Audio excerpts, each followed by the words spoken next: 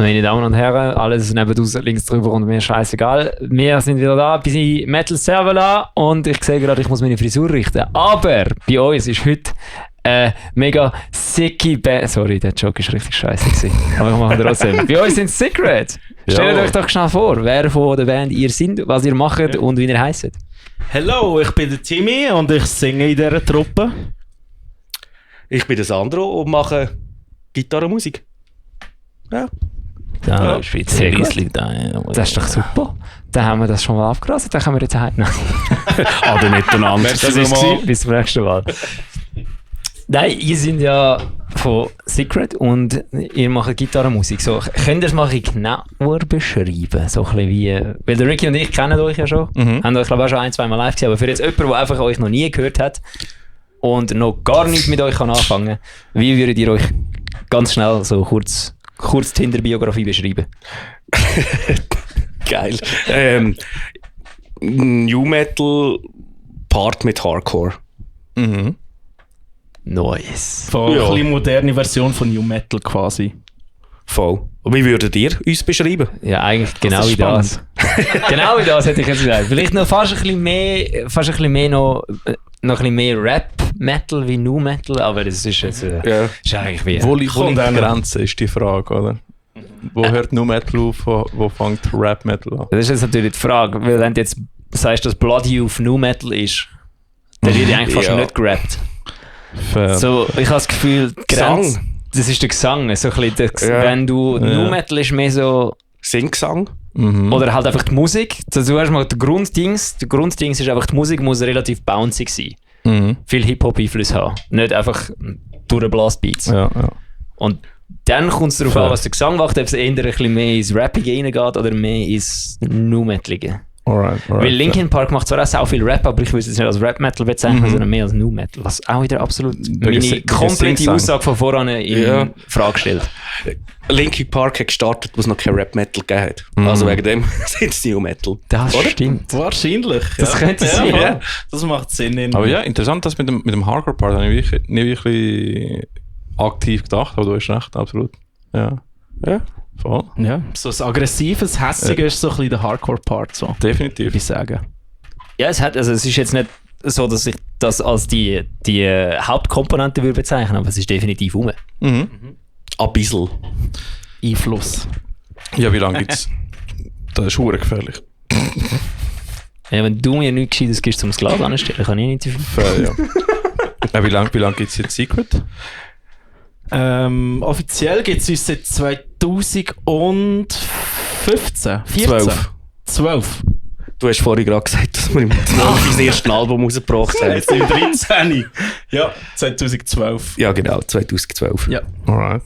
Ja, ich glaube, tun wir euch mal zuerst besser als Menschen kennenlernen, bevor überhaupt Secret angefangen hat. Einfach mal eure eigene Geschichte mal. Und nachher machen wir die Secret-Geschichte mal zusammen. Einfach mal so euch besser kennenlernen, auch für das Publikum. Ja. Genau, so ein kleiner Stechbrief. Welches Spital sind die geboren, wo sind die aufgewachsen, wo haben die Autoprüfung gemacht, bei welchem Fahrlehrer? Genau. All die wichtigen Sachen. Alle wichtigen Sachen, exakt. Nein, du spielst Gitarre, du musst uns, also du musst nicht, aber der Ricky und ich wären natürlich sehr interessiert, wie du zum Gitarrespielen gekommen bist und was deine ersten Schritte sind, was deine erste Gitarre war, wenn du das noch weißt. Wenn du das Instrument dann noch zusätzlich gelernt hast, um singen, dann ist das natürlich auch sehr interessant. Ich bin eigentlich schon recht früh so ein bisschen im Metal-Sound gekommen oder Rock-Sound generell durch meinen älteren Bruder. Er hat auch Schlagzeug gespielt, da bin ich irgendwie, keine Ahnung, 6, 7 gesehen und ich wollte eigentlich gerade E-Gitarre anfangen spielen. In der Musikschule haben sie dann irgendwie gesagt, ich sei zu jung für das. Ich muss zuerst irgendwie ein anderes Instrument lernen, also Classic, oder? Ja, die gottverdammte Scheiße habe ich auch gehört. Das ist, aber gut, wir sind ja auch, glaube ich, echt nicht mehr noch ähnlich alt. Das liegt wahrscheinlich nicht allzu viele Jahre zwischen uns, darum das macht schon Sinn. Aber das ist also, das bringt gar nichts, oder? Nein. Weil eben klassische Gitarre ist ja 200 Mal komplizierter als E-Gitarre. Ja. Ich habe einfach etwas Elektrisches, weil dann bin ich auf Keyboard gegangen. Ah ja. Ja, ich habe das beim Orgelist von der Kirche habe ich das lernen. Also könnt ihr euch vorstellen, was ich für Songs dürfen üben. Das hat mich grausam angeschissen.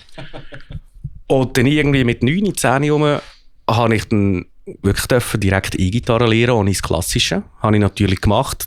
Gitarre gekauft, eingesteckt, verzerrt und nichts können. Ja. Voll. Und jetzt hocke ich da und bin immer noch gleich weit. Das ist doch gut. Es geht mir im Fall nicht anders. Aber eben, das ist auch etwas, was ich gedacht habe, wie mir jetzt auch geheißen. Ja, eben erstens mal, du musst zuerst klassische Gitarre lernen und dann also das. Also von meinen Eltern aus hat es geheißen, Silvan, du machst ja deine Hausaufgaben nicht, also wirst du auch nicht Gitarre lernen. Und dann habe ich noch so das Gefühl, ja, aber das eine ist wie etwas, was Spass macht. Und das andere wird mir vom Staat auferlegt.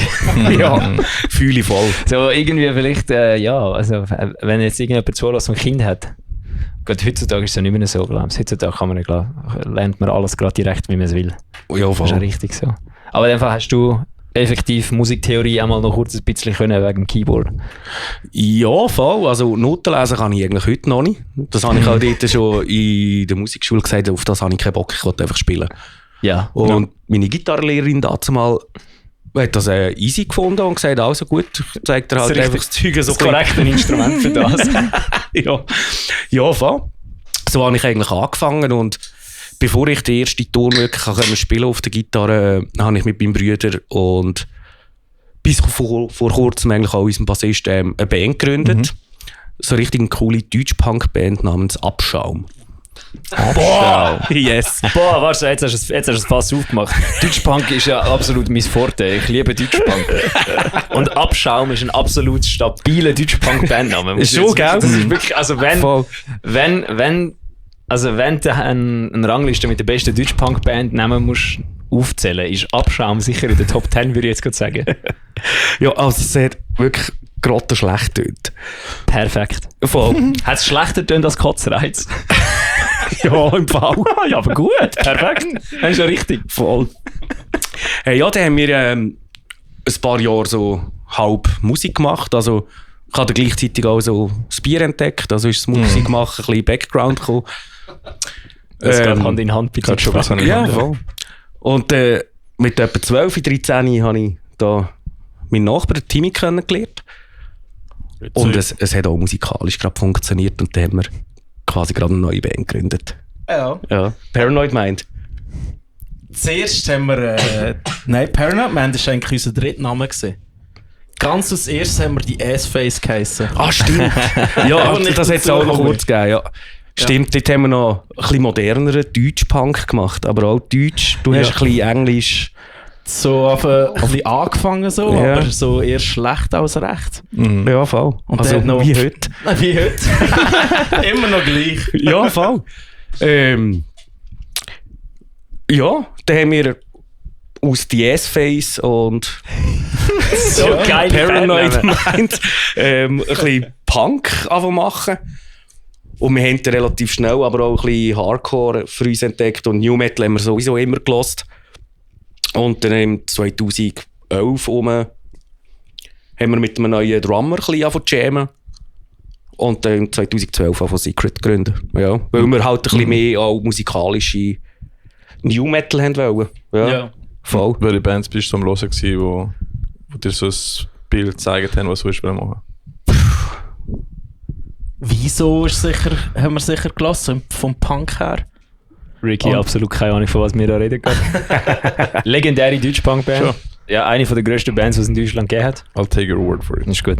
Die sind geil, sie bin sind immer noch Punk- mega cool. Beim Punk beauftragt, das stimmt. Das stimmt. Rise Against haben wir da voll Oh, gelassen. Rise Against. Hey, habt ihr das einmal gesehen, wenn Winter ist und dann kommt so langsam der Frühling und es ist so der erste Tag, wo so die Sonne runterklatscht und es ist so nicht... Es ist zwar immer noch kalt, aber weil die Sonne rum ist, ist es warm. Haben die dann einfach auch so das Verlangen, dass jetzt muss Rise Against laufen? Hey, Ja, voll. absolut, ey, das ist voll. Das ist schon ein super Phänomen. Weil habe ich das herausgefunden. Irgendwie, ich bin in Basel gewesen, in Betriebnahme für das Geschäft und dann bin ich aus der Firma rausgelaufen. Es ist einfach so blauer Himmel, aber alles noch so tot und karg. Und dann bin ich dort gekocht, so, okay, Rise Against Wetter. Haben dann einfach so ein Taoist-Chat reingeschrieben und etwa 5 Leute haben mir so privat zurückgeschrieben. Ist das bei dir auch so? Und ich habe mich jetzt darum einfach gerade direkt gefragt, ob das bei allen Leuten, die Rise Against hören, so ist. Spannend, es ist nämlich wirklich so. Ja, voll. Ja. Crazy. Ja. Rise Against These. Yeah! Ja, aber das Lustige ist, ich kann es nicht mit dem Frühling, aber ich kann es mit dem Herbst, mit so Melodeath und Doom Metal. So Opeth und so Zeugs. Aber im Frühling einfach nicht. Frühling. Hast du kein Frühlingsgefühl? Ja schon, aber weniger mit Musik verbunden irgendwie. Weiß auch nicht warum. Straight up, nicht mal mit Bumsen. Ricky macht Türen auf. Guter Mann. Dort hat sich jetzt auch gerade einen passenden Knopf. Hey, das ist ja noch nicht fertig, das Ganze. Der Clip kann länger gehen als eine Minute. Sorry, Lea, es tut mir jetzt schon leid. Da haben wir so viel Clips. Ja, dann nach Rise Against zu irgendwie... Wie ist es von Rise Against zu sehen? Weißt du, wie? Das ist das, was ich mich jetzt gerade noch frage. Oder wenn wir die musikalische Abfolge von Deutschpunk zu Nu Metal machen, nachdem der Timmy erklärt hat, wie er überhaupt zu der Musik gekommen ist. Hey, Oder also wie ich kann das eigentlich relativ schnell gerade abschließen. Du kannst es auch relativ lang ausführen, wenn du willst. Hatebreed und Deftones. Nice. Das hat bei mir so ein bisschen das Ding gegeben nachher, also auch vom Spielerischen her selber, vom Riffs schreiben und so, vom Punk in New Metal. Ja, Ja, das ist noch lustig. Du hast nicht mit Punk angefangen, gell? Weil ich habe auch angefangen Punk-Gitarre zu spielen. Ja, schon, nein doch. Green Day, American Idiot. Wer hat nicht American Idiot gespielt auf der Eben, Gitarre? voll. Genau, eben. So ein Banger Ich kann auch nicht Gitarre spielen. Ich bin mir ziemlich sicher, du hättest ihn auch gespielt, hättest Gitarre gespielt. Fix. Ja, easy, gut. Ja, Das voll. hätte ich mal jetzt weißt du noch, was deine erste Gitarre war? Hey, das war irgendwie so ein Fender-Abklatsch gewesen, aber so ein ganz billiges Ding. Weil, wie bei dir, meine Eltern haben auch nicht an meine musikalische Zukunft geglaubt. Und dann natürlich die erste Gitarre nicht kosten. Ja, logisch. Ja. Keine gut, ich glaube auch nicht an meine musikalische Zukunft. Ja, ich auch nicht. Sieht aus wie so Fisher-Price-Gitarre. So Ja, rot voll. und weiß. So die Geil. Standard-Gitarre. Ja, voll. Und der erste Amp. Hey, das war ein kleiner Peewee-Combo-Verstärker gewesen, aber... Und nochmal eine Trick-Question, der erste Pedal. Ich hätte jetzt gesagt, das ist irgendwie so ein Boss Overdrive gewesen. Boss Overdrive. Das Orange. Nein, nicht einmal. Nein! Es hat doch dort irgendwie so ein Metal Overdrive Oh, gegeben. das Metal Zone. Metal Zone, genau. Ja, das Hell ist yes. eine Trick-Question, weil wir haben alle den Metal Zone gehabt. Das stimmt nicht. Mein erster Pedal war Boss Metal Core gewesen. Okay. Das ist wirklich... Aber Aber das Metal ist- Core kannst du wirklich brauchen. Weil der ist nachher rausgekommen, oder? Ja, das ist wirklich das ist ein ficker Sound, Alter. Das Weil- Pedal würde ich immer noch brauchen, wenn ich einen kleinen Amp müsste zum... Weil der Metal Zone ist ja gewesen, und der HM2 ist glaube ich vorher gewesen. Weil HM2 haben alle Melodeath Bands der 90er gebraucht, Ja, oder? Aber ja, die das musst ich du sehe. Ich kenne die Firma Roland nicht auswendig. Ja, ich auch nicht, aber das Lustige ist, wir haben alle nachher erst mit einem All England Video im 22 gelernt, dass es eigentlich gut tönen kann, indem du es einfach richtig brauchst. Ja. Also ich habe es sicher nicht richtig gebraucht. Nein, weil du müsstest es eigentlich im Preamp Eben. als musst Preamp bypassen, brauchen. genau. Ja, voll, Und dann genau. würde es gut tönen anscheinend. Wir haben jetzt alle einfach Und jetzt Input- alle, die Ja, keine okay. Ahnung von Gitarre haben, am Einschlafen. Timmy, wie bist du zu der Musik gekommen? Wie bist du da hingekommen? Well, obwohl ich muss sagen, Ich der bin gefahren. Metal Zone ist gut. Das andere ist gefahren.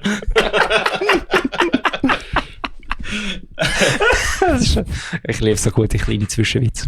Ja, es ist nicht so ausführlich bei mir. Ich habe quasi den Sandro kennengelernt und so. Und wir haben dann gerade so die S-Face gegründet.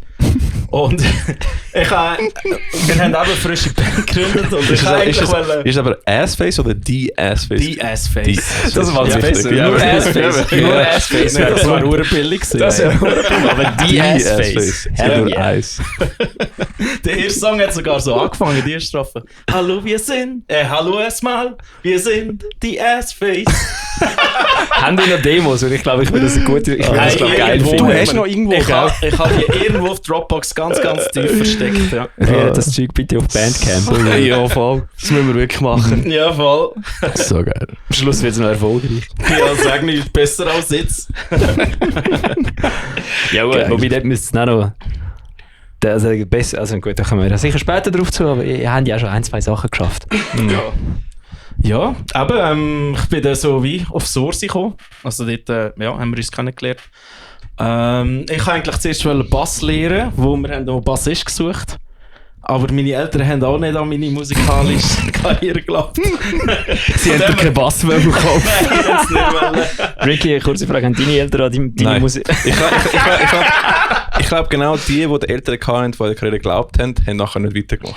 Ja, weil ich glaube, ich habe wirklich nur aus Trotz diese Gitarre Ja, gespielt. wahrscheinlich. Ist das Ding, ja. Schon so. Ich habe einfach eine akustische Gitarre einfach schwarz angemalt und es hat so gestunken, Alter. Es war schon ein Marker gewesen, es hat ein Jahr lang gestunken. Ich habe eine elektrische Gitarre gekauft. Also ich könnte einiges erklären. Hast du das Fenster offen gehabt, während du das Zeug angemalt hast? Ich habe es in der Schule gemacht. Ohne Scheiß. cool. Ich habe alle Mitschüler terrorisiert, weil ich kann Gitarre nicht spielen konnte. Einfach alle Pausen bin ich einfach am Shredden gewesen. Das ist geil. Ja. Ja, eigentlich das, was Musiker immer machen. Einfach alle stressen mit der Ja, eigenen alles Auswahl. stressen und mühsam sein. So. Voll. Lass mich einen Scheiß, Mann. Komm ans Konzert, lass mein Zeug, kauf ein Ticket. Ja, aber Ja, Don't pre-save. like and also subscribe. ich habe eigentlich wirklich angefangen zu singen, weil mir hat einen anderen Dude hat dann nachher angefangen Bass spielen und der ist einfach nur der Sänger-Part frei gewesen. Da habe ich auch gedacht, ja, mache ich auch den Sänger. Mhm. Ja, So Sachen gibt es. so einfach ist Fügt es. Ja. sich halt. Und wo es Punk ist mir aus Anfang eigentlich recht gut so reingekommen. Die Ansprüche sind nicht so hoch gewesen. Jawohl. Das heisst, du hast nicht allzu viel zu sagen gehabt beim Stilwechsel von Punk zu Nu Metal, weil du ja kein Instrument gespielt hast. Nein, das hat sich aber entwickelt durch den Geschmack.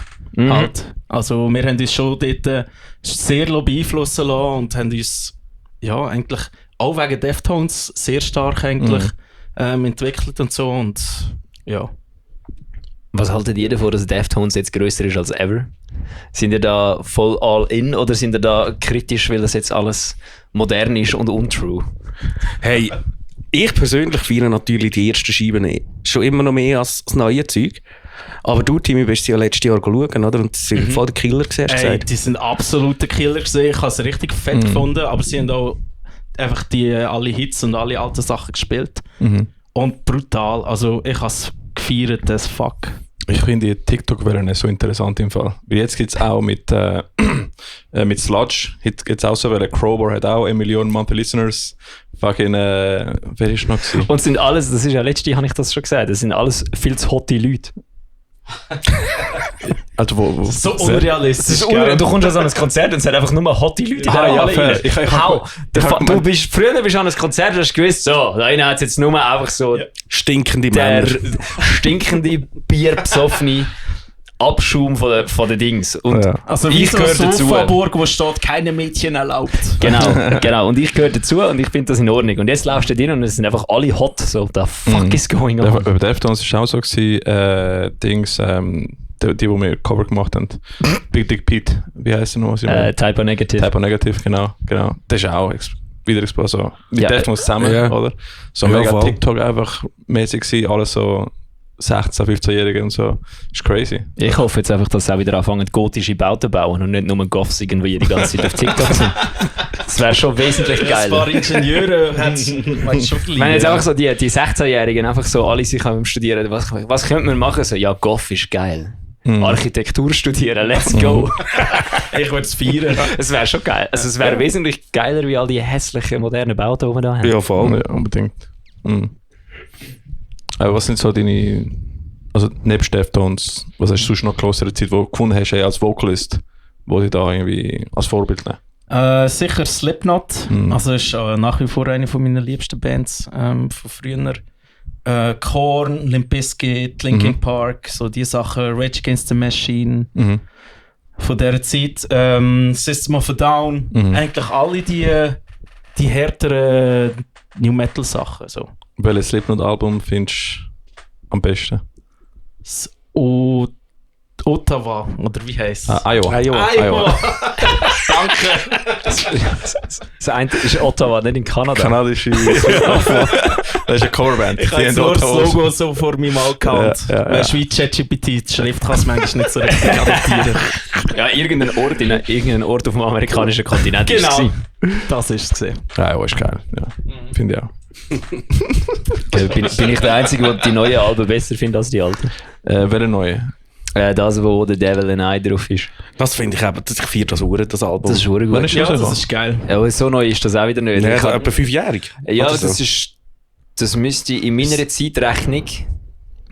Müsste das noch ein halbes Jahr oder ein Jahr vor Corona rausgekommen sein. Ah. Das ist echt All Hope is Gone. Das sind- Nein, der ist glaube Nein, All Hope is Gone ist älter. 2009, 2012 oder? Nein, es ist da das wirklich das relativ neue. Ja. Ich glaube, das zweitneueste oder so. Ich weiss nicht, du meinst. Ich finde die älteren schon was. Ja, die Alten sind schon geil. Ja. Mhm. Ich habe mich nie mit Slipknot können so gross anfreunden. Ich habe sie etwa 14 Mal live gesehen. Jedes Mal denkt so, Echt? Ja, real, noch aber nie live dann bin ich das Konzert letztes Jahr im Hallenstadion, oder vorletztes Jahr, wo sie mit Bleed From Within gespielt haben. Also hauptsächlich bin ich dort wegen Bleed From Within an, weil ich einem Kollegen gesagt habe, nächstes Mal, wenn Bleed From Within kommt, gehen wir. Wie viele Mal hast du schon Bleed From Within live gesehen? Das ist schon ein paar Mal. Ja? Ich kann es dir nachher sagen. Ich glaube 5 Mal oder so. Ja. 6 Mal. Dann hat er so gesagt, irgendwann bin ich am Abend die gehockt und ich habe gewusst, dass meine Kollegen alle in einer Bar sind. Und dann komme ich eine Twint-Anfrage über 120 Stutz über. Und ich denke mir nur so, ja Brüder, ich zahle euch jetzt ganz sicher nicht euren Abend. Was habt ihr eigentlich vor? Also, nein, das ist das Bleed From Within Ticket. Ich muss so, 120? Was? Ja, Sitzplatz bei Slipknot. Ich muss so, why? Ja, Mike von Taoist. Ah ja, klar. Ja, der ist alt, der mag nicht stehen, darum haben wir Sitzplatz, oder? Ich sage, ja, okay, cool. Ich meine, easy, aber hätte er mir vielleicht können vorwarnen können. Weil so fest hätte ich jetzt Bleed From Within auch nicht gesehen, Ja, oder? seit der, der früher ins Bett geht, deswegen nicht den zweiten Slot an einem Konzert machen. Der Mike? Ja, Fair Play, genau. Und dann bin ich dort hier und dann hat es plötzlich am Tag vorher geheißen, ja, ich kann im Fall dann nicht mitkommen. Mike, also der Grund, dass wir Sitzplatz gehen, ist dann gar nicht mitgekommen. Ah, cool. Und dann sind wir dort gekocht und sie haben ja dort, glaube ich, nur das erste Album gespielt. Das ist gleich wie, wo Und ich die Ticket habe. alle haben die Show scheiße gefunden. Außer ich habe die geil gefunden. Ich weiß nicht wieso, weil es einfach nicht so innen telefoniert ausgesehen hat. Weil das war mein Problem vorher bei Slipknot-Shows. Die haben immer so innen telefoniert ausgesehen. Es hat also so wirklich so einfach vom Band abgespult gewirkt. So alles hat wirklich so gewirkt. Als ob sie das einfach schon 1000-mal gemacht hätten und einfach so oben runtergewichst haben. Und dann dort das eine Mal, wo sie das erste Album gespielt haben, hat es einfach so halt nicht so abgelutscht ausgesehen oder es gewirkt. Und das habe ich geil gefunden. Und alle anderen sagen, nein, es ist nicht so gut gewesen. Und dann habe ich genau das Gleiche mit dir gemacht beim Pargo Drive Konzert. Ja. Ich habe dir Sitzplatz gegeben, weil ich nicht können. Ja. Also ich muss ja sagen, wir haben Sitzplätze auch für uns entdeckt am Architects-Konzert. Architects, das Es ist schon geil. gewesen. Es ist schon geil. Wo ist Das war das wie eine gewesen? Oper gewesen. Hall 622. Also das WC war mega neu gewesen und die Bar auch. ja. Das weiss ich nicht. Und das Dann ist ist echt wir geil sind gewesen. gerade bei den Stegen gehockt, eigentlich. Dann ist, weißt du, ist es breit gewesen oder lang? Wir sind am Schluss breit gewesen. Das kann ich sagen. Welche Vorbands waren es wie Architects? Das kann ich auch nicht mehr sagen. Hey. Ich habe Auch einfach- nicht. Welches war das Konzert gewesen? Weil die haben schon hure lange. Also, das ist schon ein paar Jahre her. Das Aber ist schon lange es her. in Dübendorf gewesen oder in Oerlikon? Oerlikon. In Zürich. Ah ja, gut. Keine Ahnung. Easy. Aber ich kann Ich frage mich aber gerade, wenn Architects das letzte Mal in der Halle 622 gespielt hat, ich habe die eben nur in der Halle gesehen eigentlich. 2 Mal. Das war toll gewesen. Ich weiss nicht mehr. Ist der ich Sound weiss gut nicht. gewesen oder nicht? Der Sound war Killer gewesen. Ja, dann ist der Hall gewesen. Brutal. Ja. Dann ist es nicht Halle 622 gewesen. Ja. Aber ich kann das im Fall nicht mal mehr sagen, es ist schon ein Zeitchen her. Aber ich Ja. habe Sitzplatz auch sehr früh entdeckt, wo Parkway Drive ein Volkshaus gespielt hat mit Ja, das stimmt. Ja, die mein deutsche mit Heaven Shall Burn. Heaven Shall Burn, genau. Was wir den halbe gemacht haben. Ja, das ist geil. Das ist Aber weißt du, das mein Problem ist nicht mal, Sitzplatz dass ich Sitzplatz kann. Mein Problem war, dass alle meine blonden Haare auf den Sitzplatz gesehen haben und dann 1000 Instagram-Stories gemacht haben. Geil. Ich habe mehr Instagram-Stories gesehen in meinem Feed von mir auf dem Sitzplatz wie vom Parkway Drive selber. Alle am Roasten. Okay. Also, der alte Mann sitzt auf dem Platz. Boomer Bella ist da oben. So, ja, komm her, ruhig da. Ja, seit du nicht mehr blonde Haare hast, bist du einfach inkognito im Fall. Niemand erkennt dich mehr. Ja, das haben wir wirklich, glaube ich, also eben, ich habe es schon mal gesagt, ich bin wirklich vor Leuten gestanden, die mir sonst immer Heu sagen und mich eigentlich kennen. Das sind einfach... Ja, also ich, als ich dich das letzte Mal gesehen habe, hast du auch noch blonde Haare gehabt. Ja, aber 2 Tage später nicht mehr. Ah, okay. Am Hardcore United Festival war ich noch blond gewesen und dann am Silvester bin ich dort gekocht und habe Coiffeuse gefragt, sind es genug lang, um das Blond wegzuschneiden? Und sie so, ja, du hast dann einfach kurze Haare, aber... ja, und ich so, ja, ist gut, let's go. Du bist doch noch 2 Jahre blond gewesen, oder? Juni 24. Stell dir vor, ich kann durch Cape, Anderthalb. lass mich Haar machen und dann komme ich zurück. Ich würde nicht mehr erkennen. Bruder, das wäre schlimm ausgesehen. Also das mache ich erst mit 60 im Fall. Du mit Haar siehst sowieso creepy aus. Ich tue nicht Leute schollen mit 60, 70. Ich kann einfach durch Cape, mache Haar, schneide Bart ab, komme zurück. Entweder so wie what the fuck. auf den Kopf. Einfach der Reverse gezogen. Und ein Reverse Aber so richtig spät, weißt du, so mit 60, blond. 70. Ja, so mit Voll 60. So, dass es gar nicht mehr drauf ankommt Ja. eigentlich. Ja, fair. Geil. Sackhaar auch gerade noch färben. die dann braun machen, damit sie nicht grau sind. Anyway, wo sind wir stecken geblieben bei euch zwei? Also ich finde es super, dass ihr da auch mitmacht. Und, das ist top. Ich kann dir nicht mehr sagen, wo wir gesehen sind. Wir sind fertig geworden mit dem Team, wir sind in der Entwicklungsgeschichte. Genau. Jetzt sind unsere Geschichten so zusammengekommen. Jetzt haben wir gut gut gemacht worden. Ja. Genau. Ich finde das auch, ja. Das sind ihr jetzt, aber ihr sind auch schon länger dabei, das heisst, ihr sind wahrscheinlich nicht mehr so ganz in Originalbesetzung. Nein. Könnt ihr mal einfach so kurz ein bisschen durch die Geschichte von Secret so durchgehen? Von Anfang bis jetzt. Ja, bis jetzt. Jetzt? Ja, bis das können wir machen. Dort wird es dann wahrscheinlich einfach etwa 500 Mal noch entgleisen. Darum habe ich einfach so einen früheren Anhaltspunkt, so von Gründung bis zu der ersten Aufnahme oder so. So mit dem Meilenstein und so, das finde ich spannend. Ja. Hey, wir haben mit dem Stefan, mit dem Chrisu gestartet, 2012. Und haben irgendwie die ersten 15 Songs irgendwie zusammen zu jammen, weil es hat so Spass gemacht, die Konstellation auch zu spielen miteinander. Da haben wir eigentlich wirklich... Das habe ich eigentlich eine der geilsten Zeiten gefunden, so im Songwriting, weil wir haben die wirklich im Proberaum zusammengeschrieben. Jedes Riff haben wir gerade 50 Mal gespielt, weil wir es selber so gefeiert haben. Also recht geil eigentlich. Voll. Ja. Das hat wirklich am meisten Spass gemacht. Wo das während dem Spielen sind Songs so entstanden. Das ist so recht, das ist recht cool. Das gibt den Songs aber dann auch so einen Vibe irgendwie. Das hat sich so ein bisschen einen anderen Drive, wie wenn du einfach alleine die Heime schreibst, habe ich das Gefühl. Ja, voll. Und ich meine, das Klick hat jetzt zum Beispiel auch voll nicht funktioniert. Also wir hätten es wirklich dynamisch müssen gestalten, weil wir haben Tempowechsel drin gehabt, so, wo sich halt einfach für uns dort voll real angefühlt haben. Und das haben wir dann, glaube ich, sogar auch ohne Klick aufgenommen im Studio. Ja. War spannend. Ja, das haben wir. Ja, voll.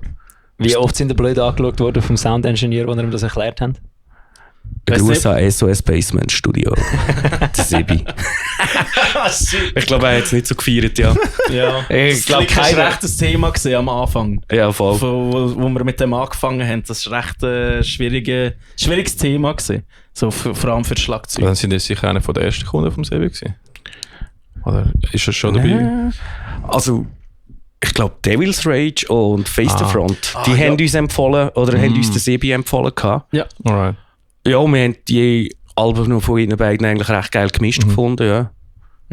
Und sind dann auch zu ihm gegangen und sind mega zufrieden gewesen. Also, es ist voll. ein cooler Job gewesen. Scheiße, Face the Front hat einer der besten Songs geschrieben, die sie je gegeben hat.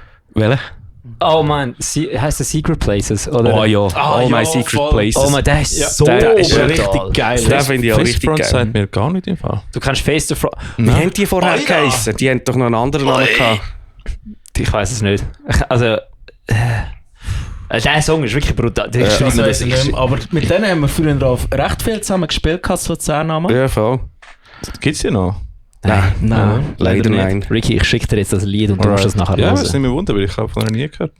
Ich habe irgendwo in meiner Dropbox noch die Demo-Version von dem Song. Der ist viel dreckiger im Fall und der ist einfach nochmal fetter. Crazy. Ja. Ich suche dir noch raus, ich muss dir einfach wirklich schenken. Das wäre so geil, ja. Ich finde, der Song ist wirklich einer der besten Songs, der je geschrieben worden ist. Punkt. Nicht von der Schweiz, sondern so einer der besten Songs, die ich je gehört habe in meinem Leben. Ja, geil. Der ist der feiere ich auch mega. gut. Wo sind die? Luzern. Luzern, okay. Hat Luzern jetzt früher eine recht coole Punkrock-Szene gehabt. Also, dort haben wir eigentlich auch meistens zu Luzern gespielt, immer mit der gleichen Band, eben Face the Front oder Empty Fridge. Ja, und voll. Dings hat es gegeben, Bonkers oder Chicken Nuggets haben es früher geheißen. Das ist ein guter Name. Richtig geil. Chicken Es Nuggets. war auch eine gute Zeit gewesen, ey. Hühnchen. Hühnchen. Er hat auch ein paar Bands überlebt. He? Ja, irgendwie schon voll. Ja. Nachher. Aber wir haben das Album aufgenommen. Genau. Im 13. haben wir es released, gell? Also ihr habt das so ziemlich gerade direkt aufgenommen. Also ihr habt ja schon eine Band Wir haben gehabt. etwa 2 Jahre haben wir geschrieben. 2011, 12 und 13 aufgenommen. Ja, voll. Ja. Voll. Also wir haben die Songs ja auch ein paar Mal live gespielt. Ja, voll. Voll. Und ja, dann halt einfach noch, keine Ahnung, 5, 6 Shows und so, haben wir dann mal gedacht, hey komm, jetzt könnten wir sie noch aufnehmen. Voll. Ja. Und nach dem Album haben wir eigentlich recht lang, glaube ich. Ja, Nichts gemacht, gell? Ja, das Also zweite- nichts gemacht, eigentlich. Nichts recorded. Wir sind recht viel unterwegs gewesen. Voll. Wir haben viele Shows gespielt. Weil Ja. 2016, glaube ich, haben wir das zweite Album rausgebracht. Genau, da sind wir auch auf 7 String umgestiegen. Ja, genau, stimmt. Wo im 2015 sind wir auf Kuba auf Tournee gegangen. Ja, genau. Ah, ist nicht auch zu Kuba gewesen auf Tour? Ja, voll. Ja, voll. Ey, das ist Wahnsinn gewesen, ey. Shit. Haben ihr auch auf dem Schulhausdach gespielt? Yes. Dort, wo man nicht moschen darf. Weil sie Angst haben, dass das Haus zusammengeht oder Leute oben runtergehen. Ja, voll. Das ist recht crazy gewesen. Es ist insane. Also gut, ich habe nicht gespielt, Ja. ich bin mit Safer als Breath mitgegangen, aber ich habe es gefilmt und gefüttert und das war auch so ein Ja. Moment gewesen, wie sie auf dem Hausdach kommen, so holy fuck, Alter. Schulhausdach. Ja, so oder Ja. bei der ja, Also das ist, es ist irgendwie so wie ein Dorfzentrum, irgendwie Ja. Kielen oder so etwas ja, gewesen. ja, genau, es war ein Kiel Ja. gewesen und neben den Kielen ist glaube ich das Schulhaus oder irgendetwas gewesen und dort hast du durchs Haus aufs Dach rauf müssen und dort ist das Konzert, ist irgendwie ein Venue. Ja, also das sagen wir schon etwas. Voll. Ich weiss nicht, ich habe Flaschen rumgetrunken dort. Ja. Der Timmy das hat kann man nur machen. performt. Also der hat wirklich jeden Tag eine Flasche rumgesoffen und am Abend noch gesungen. Hell yeah. Ey, fuck, Ja. das könnte ich heute nicht mehr, aber ey, mit den Franzosen, die wir unterwegs sind, der eine Dude, ey, fuck, mit dem im Bus, wir haben auch eine lange Strecke haben wir müssen fahren und wir haben uns einfach das zweite, das dritte, haben wir so Flaschen rumgetestet. Ist das Oh, der organisiert hat performt. wahrscheinlich? Hä? Der organisiert hat wahrscheinlich, oder? Nein. Nein. Ist so auch ein Franzose, der die Tour am... Ja, der ist jetzt voll auf den Nazi-Trip abgerutscht. Das ist Aber mega so ein lustig. Scheiß. Ja. Oh fuck, Ich okay. habe der irgendwie geheissen? immer noch der David. David, ja stimmt. David, genau. Ja, ich hatte den irgendwie noch auf Instagram gehabt und dann ist wieder so, der Dave von Safer als Breath und ich haben damals so den Joke, wenn wieder irgend so etwas postet, einfach so, David, machst du wieder Nazi-Kram, David? Krass. Also, ja, Nazi-Kram. okay. Ja, das ist, glaube ich, wenn ich es richtig im Kopf habe, ist er während Corona, glaube ich, dann von Kuba zurück, weil ich bin mir ziemlich sicher, wenn du einen französischen Pass hast und während Ja. Covid in Kuba gewesen bist, hast du einfach gesagt, weißt du was, fuck this. Ja, voll. Ja, voll. Und dann ist, glaube ich, das passiert, was Frankreich mit jedem macht. Er ist einfach hässig geworden. Das wird sein. Weil in Kuba war es ein sehr entspannter Kalb gewesen. Ja, ich habe eigentlich schon auch so erlebt. Ich glaube, es hat auch mit dem Wetter zu tun. Ja. Ja, wahrscheinlich schon. Wahrscheinlich schon. Ja, aber komm, wenn wir dabei sind, dann mache ich von dieser Kuba-Tour erzählen. Wenn ihr es noch wisst. Hey, also ich habe das Land hure geil gefunden. Die Shows sind auch hure cool gesehen. Mega. Also, Und es ist immer ja- hure viele Leute, ey. Also man hat halt einfach gemerkt, die Leute sind interessiert am Metal. Das hast ja du wahrscheinlich auch so erlebt, oder? Ja, ja. Ja, vor allem auch, weil es ist nie etwas dort, wo halt... Ja, es sind ja Gratis-Shows gesehen. Also die haben ja nichts müssen zahlen und ich sage jetzt mal, die Konzertbesucher sind vielleicht 30-40% Metalheads gewesen und der Rest sind einfach Familien und ältere Leute gesehen und haben einfach Freude gehabt. Dass etwas läuft. Ja, dass etwas läuft und dass sie etwas schauen können. Ja, voll, weil es ist ja dort eben, glaube ich, nicht allzu viel los. Nein. Also, Ja, voll. was ich mega eindrücklich gefunden habe, dass unser Sound ist in der Straße gelaufen. Wir sind vom Hotel so an die Location gekommen und da ist einfach ein Song von uns gelaufen. Das habe ich brutal gefunden. Crazy. Ist geil. Es ist einfach hure laut in der Straße, ist einfach das Frozen ist gelaufen. Das weiss ich gar nicht mehr. Mal, das da fuck. Da bin ich vielleicht blau gewesen. Ja, wahrscheinlich schon. Wir haben uns immer abgewechselt. Ja, ja, also das ist, du hast dort relativ gut können Ja, einen reinstellen. Ich glaube, der Döme von Safer als Breath ist irgendwann so dort gestanden und gesagt, ich gehe ein Getränk holen, dann kommt er zurück mit einem Tablar und wir so, Bruder, was zum Fick machst du? Wir sind 4 Leute, also, ich habe 20 Kuba Libre bestellt, die kostet ja nichts. So. Hey, und hast Der reiche Schweizer. Ja, ey, hör mal. Ja gut, die 20 Kuba Libre haben wahrscheinlich wirklich etwa 25 Stutz gekostet, aber ja. hast du auch den, weißt du, den kleinen Pizzaladen in so einem Gang in Havanna? Ja, Wo das Essen ist überall so lala Ja, ja, ja, aber ja. Der ist gut Pizzaladen gewesen. dort, ey. Der geilste In dem Espresso Hurengang. hat es dort gegeben. Ja. ja der hat doch so ein Ding noch oben gehabt, so eine Stege... Ja, das ist ein Stegenhaus, Stegenwolf- einfach ein Brett.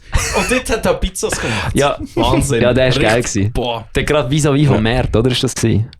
Ja, So- also so- das heißt, du bist vom Club die Straße runtergelaufen und dann Der Club ist eben, wo ich mit Safer als Breath war, ist der Club nicht mehr gewesen. Den haben sie gerade umgebaut, darum haben sie dort eben keine Show gespielt. Der ist, krass. der in Havanna ist eben nicht gewesen. Dort haben sie nur... Wo haben sie dort gespielt? In Havanna haben sie doch auf dem Schulhausdach gespielt. Dort haben wir in einer Halle innen gespielt. Ja, das Ja. Maxim Rock hat das Maxim geheißen. Rock. Ja, nein, das ist Dort eben... haben wir zweimal nacheinander gespielt. Sogar. Nein, das ist bei der Safer als Breath Tour ist der Schuppen eben zu gewesen. Und es sind alles Open-Air-Shows gewesen. Ah, okay. Ah. Ja, Aber sonst ist haben wir kein aber auch Problem. Open-Air-Shows gehabt. Sonst nur Open Airs, das war der einzige Club. Nein, eigentlich haben wir noch in einem Kinosaal gespielt. Ah ja, stimmt. Ja. Dort, wo wir Kleider müssen haben, wo dort hast du nicht kein Backstage oder so gehabt. Du musst dort die Leute von der Bühne und fuck alles müssen haben. Und in diesem Club, dort haben wir das erste Mal vor 1000 Leuten gespielt. Das finde ich auch noch recht ein Meilenstein gewesen. Ja, voll. Sick. Das war recht geil gewesen, voll. Mhm. Krass. Wir haben sogar noch ein Recap-Video gemacht. Haben wir auf YouTube getroffen von der Havana-Tour. Also jetzt jetzt, wieder mal ja. schauen. jetzt schnell Podcast unterbrechen, Video schauen und dann wieder zurückkommen. Wir warten schnell Ich so gebe dir lange. 5 Sekunden Ja, Zeit. Ja. Mhm. Okay. Ich hoffe, du hast Pause gedrückt, weil sonst bist du jetzt natürlich definitiv noch nicht wieder zurück vom Video schauen. Gut.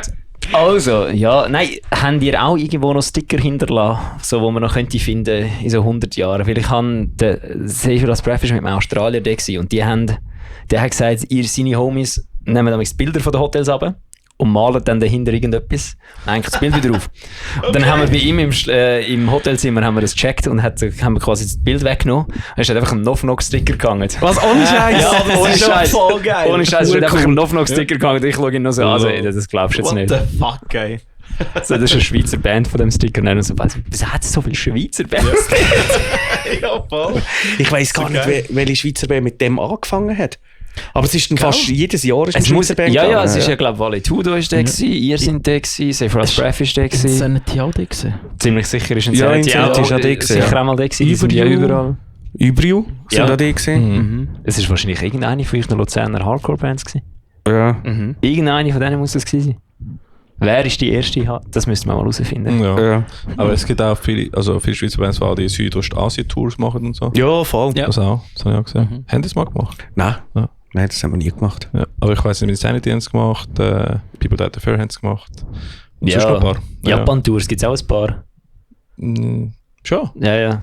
Ja, also Ich glaube, Nofnog hat auch, ja. Nofnog und Ja. Insanity haben, Oder glaube ich, in Nofnog Japan sind überall in gespielt. der Welt. Ja, das ist ja, unser Sänger geht ein halbes Jahr auf Weltreise. Ja, der Rest von der Band fliegt ihm einfach hinein zum ein Konzert spielen. Kann man machen. Ja, why not? Können wir es auch so machen? Ich fände das super. Nope. Das ist das Ziel von Taoist, dass wir einfach mal einen Gig in Japan spielen. Fix. Also einfach nur als Ausrede, dass wir wieder mal auf Japan gehen können. Ja. Aber welches Jahr war die Kuba-Tour? Im 15. 15. Mhm. Wann ist Seifras Breath? 17. Ah, okay. 2 Jahre später, glaube ich, einfach. Okay. Ja. 17, müsste 17 gewesen. Ja, müsste 2017 gewesen sein. Und das war dein zweites Album? Oder noch nicht? Vor dem zweiten Vor dem- Album, ja, voll. Ein Jahr vorher. Eigentlich, wo wir zurückgekommen sind, haben wir gerade angefangen. Ja. Nein, wo wir zurückgekommen sind, sind wir nochmal auf eine Osteuropa-Tour, die ich selber organisiert habe. Boah, das ist auch so geil. Ja, irgendwie 1000 Mails und die 1000 Mails haben dann irgendwie so 14, 15 Shows ergeben. Ist So wie es ist. Ja, Fun Fact, dort haben wir Ginger kennengelernt. Ah, Mit 2 Shows, an 2 Shows von diesen 14 haben wir mit Ginger gespielt. Ja. Und ich glaube, das war das witzigste Konzert gewesen mit denen. Wir haben etwa 2 oder 3 zahlende Gäste gehabt. Ja, voll. Und eine totale Abrissparty. Was hast du 2014? Ist Ginger jetzt schon... nein, die sind noch nicht so Das groß. sind noch nicht so groß gewesen, oder? Nein, also am einen Konzert zu Essen haben wir etwa vor 40 Leuten gespielt. Ja. Und am zweiten Osteuropa-Tour in Essen. Ja gut. Also ja, es ist, es ist Osten. Es ist Osten. Polen, Tschechei, Ja, ja. Deutschland. Ja. Ist es glaube ich. Voll. Wir sind so Und zweimal 17. haben wir mit Ginger in Deutschland gespielt. Ja. Aber Essen ist eigentlich 40 Leute. Ja, Ja, das also ist für uns ist okay das schon cool gewesen. gewesen. Und irgendwo im Norden aber vor 3 Leuten. Das ist geil gewesen. Das ist richtig fett Ja. gewesen, ja. Ja, wir sind nachher 17, 18 explodiert, glaubst du? Keine Ahnung. Ja, voll. Ja. Also sie haben dann Oh auch- mein Gott, ich hätte jetzt gerade zusammenreißen. Ist gut. Nein, ich bringe keinen dummen Witz. Wow, komm, erzähl. Traust du eh nicht. Ja, wahrscheinlich sind es um 21 explodiert. Ist egal. Ah,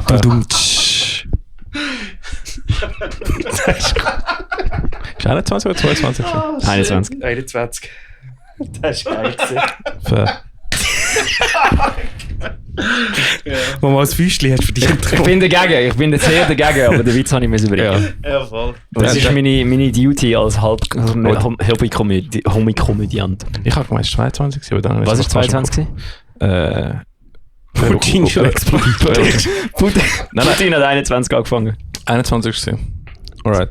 Aber ich weiss einfach, genau in dem Moment ist auch Corona-Krise fertig. Ja, das eine ist fertig. Das eine ist fertig. Das andere kommt da, ja. Ja, ich so, okay, next. So, es beruhigt sich, let's go. Ja, voll. Das Gott oben dran, so auf das Monopoly-Brett, so, jawohl. Ja, die haben dann auch mal im 16. noch bei uns an der Plattentafel gespielt in der Braustation. Ja, voll. ist noch Eigentlich, witzig. wo wir sie dort recht cool gefunden haben wir sie so gefragt, ob sie an die Plattentafel kommen. Voll. Ja, und irgendwie, ich glaube, etwa ein Jahr nachher hat man sie nicht mehr zahlen können. Ja, voll. Wir haben sie gerade noch verwünscht. Ja, voll. Crazy. So, Also oder? weißt du, ihr habt einfach in Osteuropa-Tour gemacht. Jetzt so, das ist aber noch nicht so etwas Grosses gewesen, in dem Fall, wie das, was dann später gekommen ist. Mann. Ja, also nein, das habe ich wirklich selber organisiert. Irgendwelche Clubs angeschrieben, hey, komm, Door-Deal. Das ist ein geil, wir absoluter kommen. Pain. Aber kannst du mal schnell erklären, wie du das geschafft hast? Von 1000 E-Mails hätte ich nämlich, glaube wahrscheinlich keine 14 Shows können organisieren. Das wäre wahrscheinlich bei etwa -2 gewesen. Ich hätte noch 3 müssen zurückgeben. Hey, das sind dann auch ein paar Austauschshows gesehen, weißt du, mit ausländischen Bands, wo ich dafür nachher irgendwie im Sedo etwas organisiert habe oder im Kultizorsi. Ja, okay. Ja, ich glaube, die Hälfte der Shows sind so zustande gekommen und die anderen 6-7 Shows sind einfach wirklich Glück gewesen. Ja. Alright, ja. Voll. Aber es ist halt schon, eben, wir können es auch, es ist ein Arschlochjob. Das ist ein absoluter Pain. Es ist sogar schon ein Pain, wenn es jemand anders organisiert für dich. Ja, voll. Ja, aber es war voll eine geile Erfahrung. Also, jetzt sind wir mit dem Wohnwagen unterwegs gewesen. Ja, einmal. Boah, mit dem Wohnwagen. Ja, voll. Könnt ihr mal ein bisschen elaborieren? Das klingt sehr interessant. Unser Drummer, der hat sich einen Wohnwagen gekauft, weil wir sind da zu der Zeit eigentlich sehr viel an Festivals gegangen und von uns hat nie jemand heimfahren. Das hat einen Streit gegeben. Oh, ja, voll. Und dann hat er eben gesagt, weißt du, das ficken dich, ich kaufe einen Wohnwagen. Früher, wo Bands noch gesoffen haben. Ja, voll. Nicht so wie, das ist, warte schnell, welche Band ist das gewesen? Irgendeine Band, die ich kenne, es sind alle am Saufen gewesen, außer der eine, der ist Straight Edge, aber der hat die Autoprüfung nicht gemacht. Das ist geil. So, das ist sicher blöd. Verschwendung. Ja, absolut. Also es ist einfach so ein Anhängewohnwagen, ihr hinten drin. Ja. Ja, Voll. ja. Und später haben wir dann sogar auch eigene Fahrer gehabt. Wo Ja, ein Kumpel, der uns eigentlich Ja. immer gefahren hat. Ja, Ja, voll. voll. Der ist auch mit auf Kuba gekommen. Ja, voll. So eine Das haben wir ihm quasi dann so ein bisschen, als kleines Dankeschön haben wir den Flug und Hotel und so gezahlt. Genau, für ihn, stimmt. weil er Ja, uns danke. immer toleriert hat unterwegs. Nice. Nein, bei Wenn er White, mal frei hatte, ist er auch mit uns abgestürzt. Ja. bei White das war alles kein Problem gewesen. Der Mike hat nie gesoffen, weil er auch nicht fahren konnte. Alter, in Kuba hast du wirklich gut können abstürzen. Fuck ja. Ja. Vor allem, irgendwie bei uns ist es so ausgegangen, dass jedes Mal, wenn wir einen Wechsel hatten von der also einen Wechsel von der Ortschaft hatten am nächsten Tag, ist es schlimm ausgeartet. Wenn wir so 3 Tage dort, nichts. Morgen müssen wir am Morgen am 7 Uhr losfahren. Ja, ganz sicher am Morgen am 3 Uhr alle irgendwo noch. Aber es ist ja gleich Scheisse, etwa 11 Uhr ja. geworden, bis sie los sind. Ist das bei euch nicht auch so Nein, gesehen? Die nein, pünktlichen nein. Schweizer sind Ja. 5 Minuten zu früh dort mit dem Köfferli und geil, jetzt geht's da los. Nein, sie haben wirklich mal auf mich gewartet. Wirklich? Ich bin wirklich mal 5 Minuten spät gekommen und dann ist der Karre schon da gestanden. Hey, ist bei uns im Fall nie passiert. Also wir bei haben immer der, müssen aber dort ist so, warten. dort haben sie so, dort haben wir einen, ich weiss nicht, ob das Gut, ein das Taxi war oder nicht, aber dort sind nur wir drin gehockt nachher. Aber du Aha, bist auch okay. ein paar Italiener, Bruder. Amigs kommt raus. Das stimmt, Amigs kommt Italiener, das Ja. stimmt.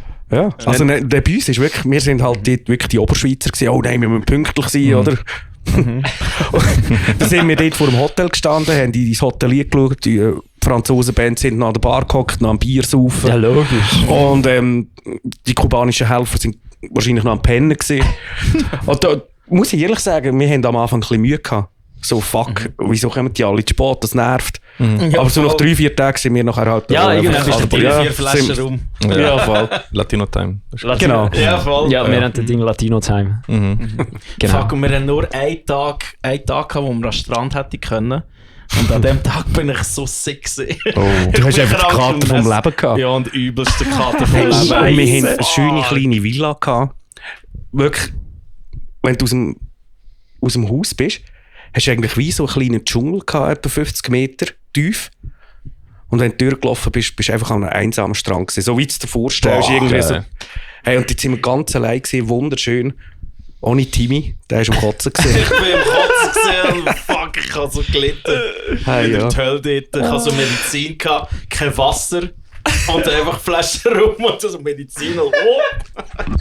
Profi. Das stimmt, das mit dem Wasser ist auch noch verdammte Ja. Dings Und raus. Wasser ist teurer gewesen als Alkohol und als alles. Also ein Bassist von Save It As Breath, der hat irgendwann, wir sind mal in einem Laden rein gewesen, und irgendwann hat er sich plötzlich ein Kind auf dem Arm gehabt. Das ist schnell Er ist gegangen. auch reingelaufen, hat ihm das Baby in den Arm gedrückt und ist weggelassen. Und wir nur so, what the fuck's going on So, now? aus einer Feuerwehrmann. Ja, das Wasser war sau teuer gewesen. Das ist schon krass. Ich habe es auch geil gefunden, bei uns ist dann auch der eine von diesen, weiss nicht, in Holgin, sind wir auch im Mai gewesen. März? Februar, März, ja. Februar, März. Ja, aber Aber das ist, Holgin sind wir auch in gewesen, Holgin ist eben doch so ein Festival gewesen, wo so ein grösseres Musikfestival, wo wir gewesen, ich weiss nicht, wo wir gewesen sind, ist so ein grösseres Musikfestival gewesen, wo auch sonst so Musiker aus der ganzen Welt eigentlich da gewesen sind. Und dann ist dort einer gewesen von diesen so Studenten gehabt, die irgendwie mit uns dort rumgehängt haben, die eigentlich können als zum Punkt für ihr Studium bekommen, haben die können nachher dort als fürs Englischstudium, glaube ich, haben sie dann können mit uns hängen, einfach eine Woche. Ah, okay. Das war der Pedro gewesen, der geil sich. Sind eure Translators gewesen? Nein, nicht Translators, also schon auch, aber hauptsächlich auch, also Sie haben gelernt von euch. sie haben gelernt von uns und wir haben gelernt von ihnen. Punkte bekommen. Sie haben gelernt von uns und wir haben gelernt von ihnen. Der Pedro war so der Alpha-Male gewesen, so klassischer, ich bin der Chef. Und wir haben dann nach einem halben Tag gemerkt, dass die 3 Mädels ihn komplett im Griff haben. Ja. Okay. Die Becky war die Puffmami gewesen. Weil der Thierry oder der Moritz sind irgendwann da gestanden und haben das Gefühl gehabt, ein bisschen bis zum Kiffen wäre schon gut. Und sie so, was? Ja, ein bisschen bis zum Kiffen wäre schon cool. Okay, ist sie weggelaufen und wir nur so, was passiert jetzt? Halb Stunde später kommt sie zurück, drückt dem Moritz etwas in die Hand, aber nur im Hotel. Und wir so, Okay. alright! Ah, stimmt, der Thierry ist schon dort gewesen. Ja, der Thierry ist dort. dort Der gewesen, hat der keinen Translator gebraucht, ja. Mal mir schon, der Thierry ist Ja, ja, ihr schon, ja. Thierry ist schon in seiner eigenen Welt gewesen. Geil. Ja, auf jeden Fall, das ist hilarious gewesen. Dann ist der Pedro da gestanden so, guys, easy with the strong beer. Und wir noch so, das 5,4er da? Ja, ist okay. Dann hat der Pedro mit uns mitgesoffen, weil der Pedro kann ja dann nicht, er kann nicht sich von uns out Alpha mailen lassen. Mhm. Ja, wir haben ihn dann heimgetragen. Cool. Selber schuld. Das war herrlich gewesen. Oder dann sind sie mal mit uns auf den Berg raufgelaufen und wir nur so, alright, also erstens sehe ich da keinen Berg, zweitens okay. Dann ist es angefangen zu regnen und sie sind am Sterben gewesen, die sind am Frieren gewesen, die müssen den Berg rauflaufen, die haben keine Luft mehr bekommen und wir nur so, Cooler Lager. endlich mal Temperaturen, die ich nicht verrecke. Ja. Und ja, also die Stege da, die 100 Meter Stege rauflaufen, ist jetzt auch nicht so ein Thema. Geil. Das war funny gewesen. Cool. Dort gibt es ja nur Trockensaison und Nasse-Saison, oder? Gibt keinen Wintersommer. Ja, mal Winter-Sommer gibt es glaube ich schon, aber es ist nicht so extrem wie bei uns. Ja, also wir sind glaube ich Februar, März gewesen und ist so zwischen 5, 6, 7, 28 Grad gewesen. Ja, also sicher über 25 Grad, Ja. zwischen 25 und manchmal aber auch 35. Am Tag ist es schon recht Am Tag ist es brutal. Also bei uns ist es, Hey. irgendwann am Abend sind sie gekommen, so, hey, willst du nicht eine Jacke mitnehmen? Ich so, Ja. Also wir haben Nacht aber ist schon, einfach mal schön gewesen, in der Nacht haben wir aber schon Pulli müssen anlegen. Ja, das schon. Ja, Winter in Peru sind Das ist vielleicht- 10 Grad. 5 Grad maximal. ja, Peru ist aber auch hoch oben. Aber nicht, also Ecuador, Kuba ist auch näher zum Ecuador, etwa gleich. Ja, aber auf Meereshöhe. Keine Ahnung. Aber zum Spielen war es einmal schon geiler gewesen in der Nacht. Weißt du, durch die ganzen Verspätungen und so, haben wir manchmal schon so morgen um 2, um 3, um 4 gespielt. Das war so angenehm gewesen. Ja, voll. das klar. Eben, weil ich bin Und auch da ist dort man wieder nüchtern gewesen. Ja, voll genau. So hat man das können und dann haben wir wieder kompensieren. können fühlen. Nein, ich bin eben auch dann dort gekocht und sie so, hey, willst du nicht eine Jacke mitnehmen? Ich so, wait, ich bin jetzt schon 5 Tage da, habe noch kein einziges Mal etwas anderes angehabt, wie kurze Hose und T-Shirt. Ist das Wetter da in Holgin komplett anders? Und sie so, ja, es wird mega kalt, es wird so 24 Grad in der Nacht. Und ich nur so, Cool. ja, ist okay, bin ich dabei. Gut. Jetzt nach dieser Tour haben wir das Album aufgenommen, oder? Nur Ja. zum wieder mal kurz zu euch zurückkommen. Jawohl. Ist spannend gewesen. Ja? Ja. Jetzt Schöne habe ich noch Reise. eine Frage. Das Konzert, das ihr mit Secret gespielt habt im Dynamo, ist das vor dem zweiten Album gewesen? Miss Kindred. Miss Kindred. Miss Kindred, ja, ihr seid ja Secret. Miss Kindred, ja. Smart. Verwechslungsgefahr. Ja, es ja, also... Ja. Ja, ist ja nicht so, dass ihr nachher mit denen mal auf Tour wären, oder? Nein. Das war vorher gewesen. Das war vor dem zweiten Album Weil gewesen. dort habe ich euch eben das erste Mal gesehen. Also Und ich weiss jetzt nicht mehr, wann das war, weil ich es vorher nachschauen. Ja. Und es ist einfach nicht in dem Hey, ich glaube, das war Ding etwa auch im 14, 15 gewesen. Ja, es muss Ja, um das herum wird sein. ja. Ist das Enter the Ninja Zeit von Skindred? Enter the Ninja. Nein, ich glaube, Warning. Dann das ist dort, ja, das ist um den Warning herum gewesen. Dort ist Was hat Ninja er noch gesagt? nicht Ein Ninja ist einfach 17, 18 Ja. oder so, ja. Das ist schon ein geiler Song. Ja, voll. Das war sogar noch ein alter Dynamo gewesen. Ja. Dort ist stimmt. Dort Ja. ist die Bühne links und eine riesen Jägermeisterflasche gehabt. Ja, genau. Meisterflasche. Ist die eigentlich, ich weiss es nicht mehr so genau. Ist die immer dort gewesen oder nur an diesem Konzert? Keine Ahnung. Gefühlt immer. Nein, also, Aber ich weiß Weil es könnte, also, weil Jägermeister macht ja oft Deals mit Bands. Ja, ich weiß nicht, ob Weil die die Crossfade Crossfade- gesponsert haben. ich glaube, der Netto. Der Der hat Netto, ja ja, das Konzert der organisiert. Jägermeister, Netto. Und er hat Band, ja. ja, voll, der hat ja nachher noch den Van zugetan. Ja, voll. Und ich glaube, das ist schon von ihm gekommen. Dort habe ich am Greenfield ein Wahrscheinlich. Schlagzeug drauf da und so und einfach Schlagzeug gespielt. Am Ja, Greenfield. richtig geil. Voll. Ja, cool. Das haben wir auch mal gemacht. Ah. Wann haben wir das gemacht? Beim 18? 17? Wird vor dem 18 gewesen sein. Ja, vielleicht im so 17. Ja, haben wir auch mal ja. auf dem Greenfield Camping gespielt. Ja, voll. Genau, wir wollten unbedingt am Greenfield spielen und dann haben wir einfach auf dem Camping Ja, sie haben uns ja nicht wollen und dann haben wir gedacht, ficken die, wir gehen jetzt auf dem Camping. Aber es war funny gewesen. Das ist echt cool. Ja, gewesen. voll. Und es haben so recht viele Leute zugeschaut. Wir sind Ja. gerade so am Gitter gewesen, beim Eingang. Also, Ich glaube, ich habe es auch gesehen. Gute Show Ich glaube, ich bin auch dort gewesen. ja, sehr schön. Ja, Ich probiere nämlich immer die Band auf dem Bus zu schauen. ja, das war witzig gewesen. Voll. Ja, im 18. ist das schon das dritte Album gekommen. Ja. Und dort haben wir das erste Mal am Granich Open Air gespielt. Dort Im ist, 18. dort ist Pomme de Terre, oder? Ja, das ist vom zweiten Album. Das ist vom Ja, das ist zweiten vom, Album. im Zweiten 16. Pomme de der Terre. Herdöpfel. Okay, okay. Voll. Und der Herdöpfel, der Pomme de Terre, ist ja entstanden, weil wir in Frankreich eine kleine Tour gemacht haben nach Ah, Kuba. ja, stimmt. Das ist Nach etwas, Kuba was ich... haben wir ja sind ja französische Band dort gesehen und dann haben wir mit denen noch gegen gespielt. Wie haben die geheißen? La Horte. La Horte. Ja, voll. Ja. Das ist auch verdammt cool gewesen dort. Ja, voll. Da sind wir für ein 3-4 Konzert auf Frankreich. Hey, und wie ist das gesehen? Irgendwie an dem Abend haben wir uns ein bisschen lustig gemacht über das Wort Pomme de Terre. Wir sind zusammen essen. Ah, Und dann- ja, stimmt. Und dann haben wir haben halt kein Wort Französisch können, ausser eben so Pomme de Terre. Und dann haben wir immer so, die haben so am Tisch geredet und wir bei denen und wir, Pomme de Terre, Pomme de Terre. Und wir haben es einfach lustig gefunden. Und dann haben wir nachher in denen gesagt, hey, wenn wir heimkommen, dann schreiben wir einen Song, der Pomme de Terre heisst. Yeah! Ja, das finde ich gut. Finde ich gut für einen Clip. Und aber noch, fast noch ein geiles Ding beim Soundcheck, das vergesse ich nie mehr. Das ist so geil gewesen, die Verwirrung von dem Dude. Du bist auf der Bühne gesehen, wir haben fertig Soundcheck gemacht und dann hat er so gefragt, so uns, alles gut und so. Und du hast gesagt, yeah, let's smoke a beer. Aber ich bin so angesoffen gewesen, dass ich es nicht... Ja. Ich habe es nicht geschnallt, was ich gesagt habe. Und du hast das so ernst gesagt, so yeah, let's smoke a beer.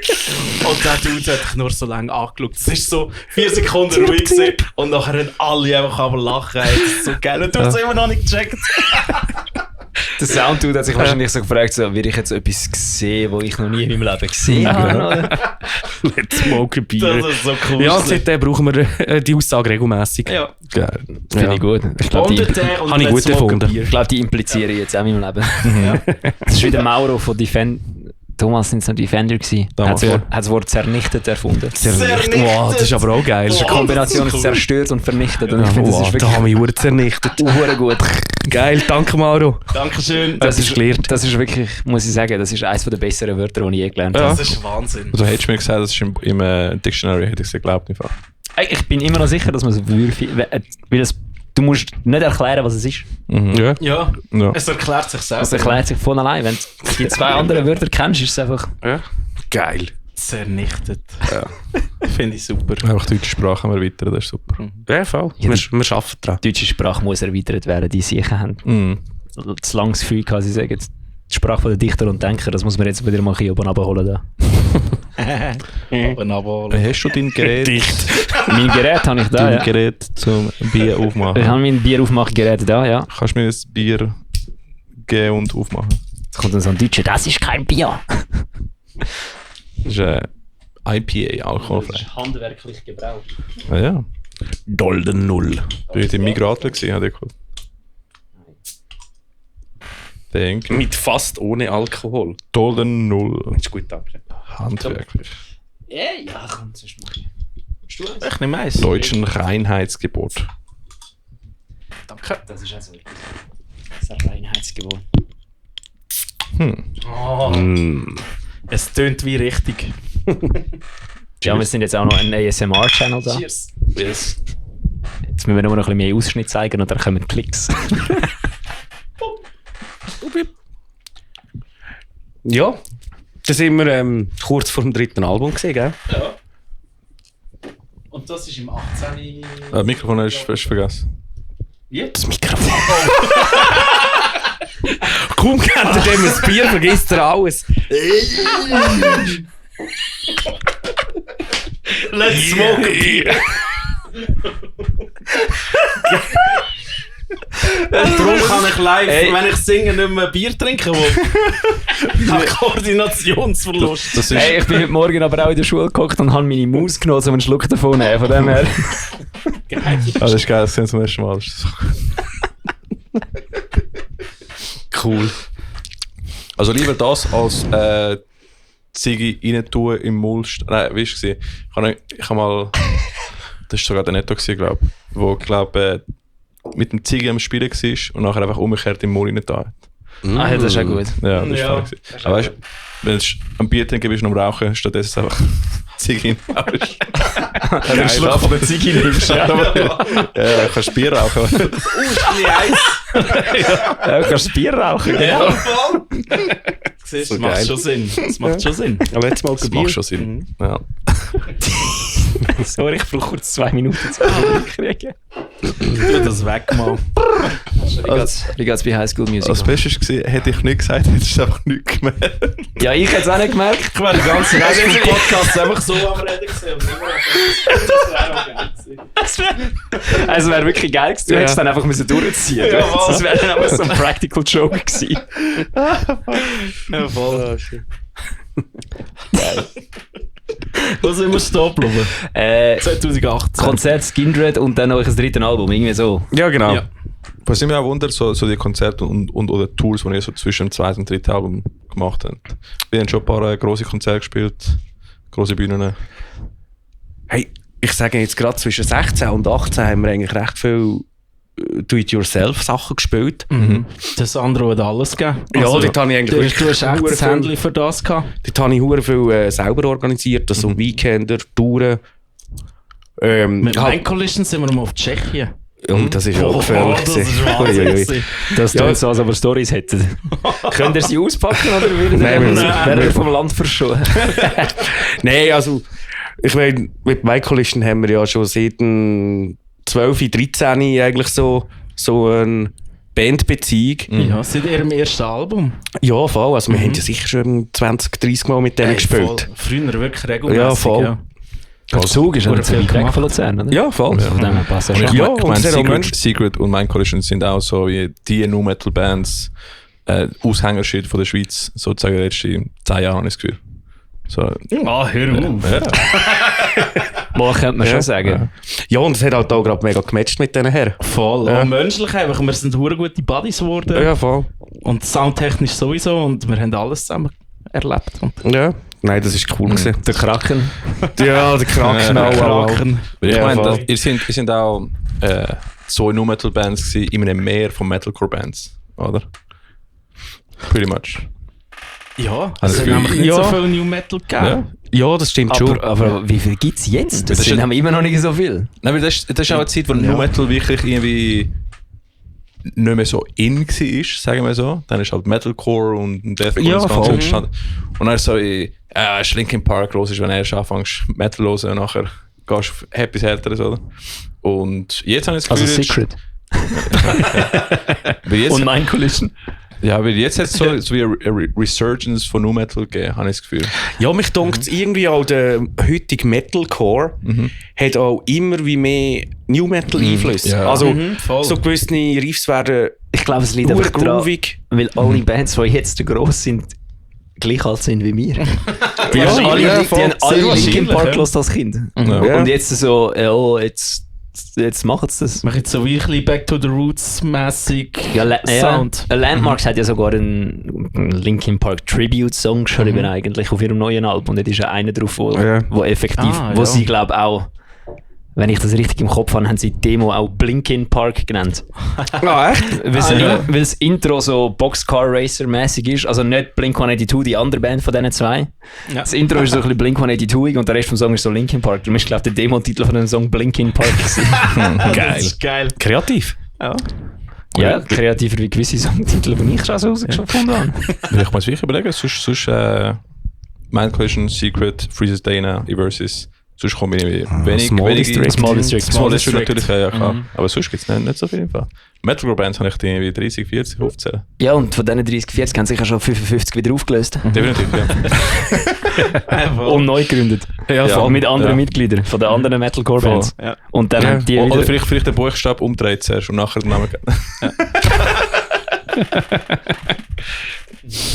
Ja. Kann man machen. Mhm. Wo sind wir jetzt schon wieder hängen geblieben? Drittes Album. Mind Collision. Mind Collision Tschechien. Tschechien. Ah ja, das ist noch vor dem dritten Album gesehen, glaube ich. Ja, voll, das ist eben auch zwischen In dieser 16 Zeit und 18. Mhm.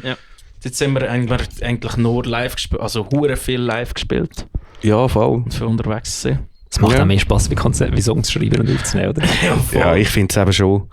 Und wir sind eigentlich auch, vor allem, ich sage jetzt in der alten Besetzung, sind wir schon lieber auf der Bühne gesehen als im Studio. Ja, Mhm. definitiv. Voll. Also wir sind alle hure gerne einfach das weggegangen. Ja, voll. Also, ja. Ja. Und Besetzungswechsel, ja, das haben wir eigentlich Ja. bis zu... Wann ist der Kreis gegangen? Im 18?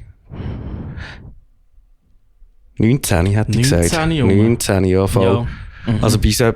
Nein, das war schon im 18 gewesen. Ich glaube, Nein, gerade stimmt, noch das nach ist- unserer Plattentaufe. Voll. Ja, wir sind eigentlich etwa 8 Jahre in der Gleichbesetzung gewesen. Ja. Der hat unser Bassist dann- Chrisum, mit dem, wo ich übrigens auch Abschaum schon gegründet habe, mit Ja. irgendwie 9, 10, 11. Mhm. Hat wollen auswandern auf St. Gallen. Haben wir ihm gesehen. haben wir ihm den erlaubt und einen neuen Bassist gesucht.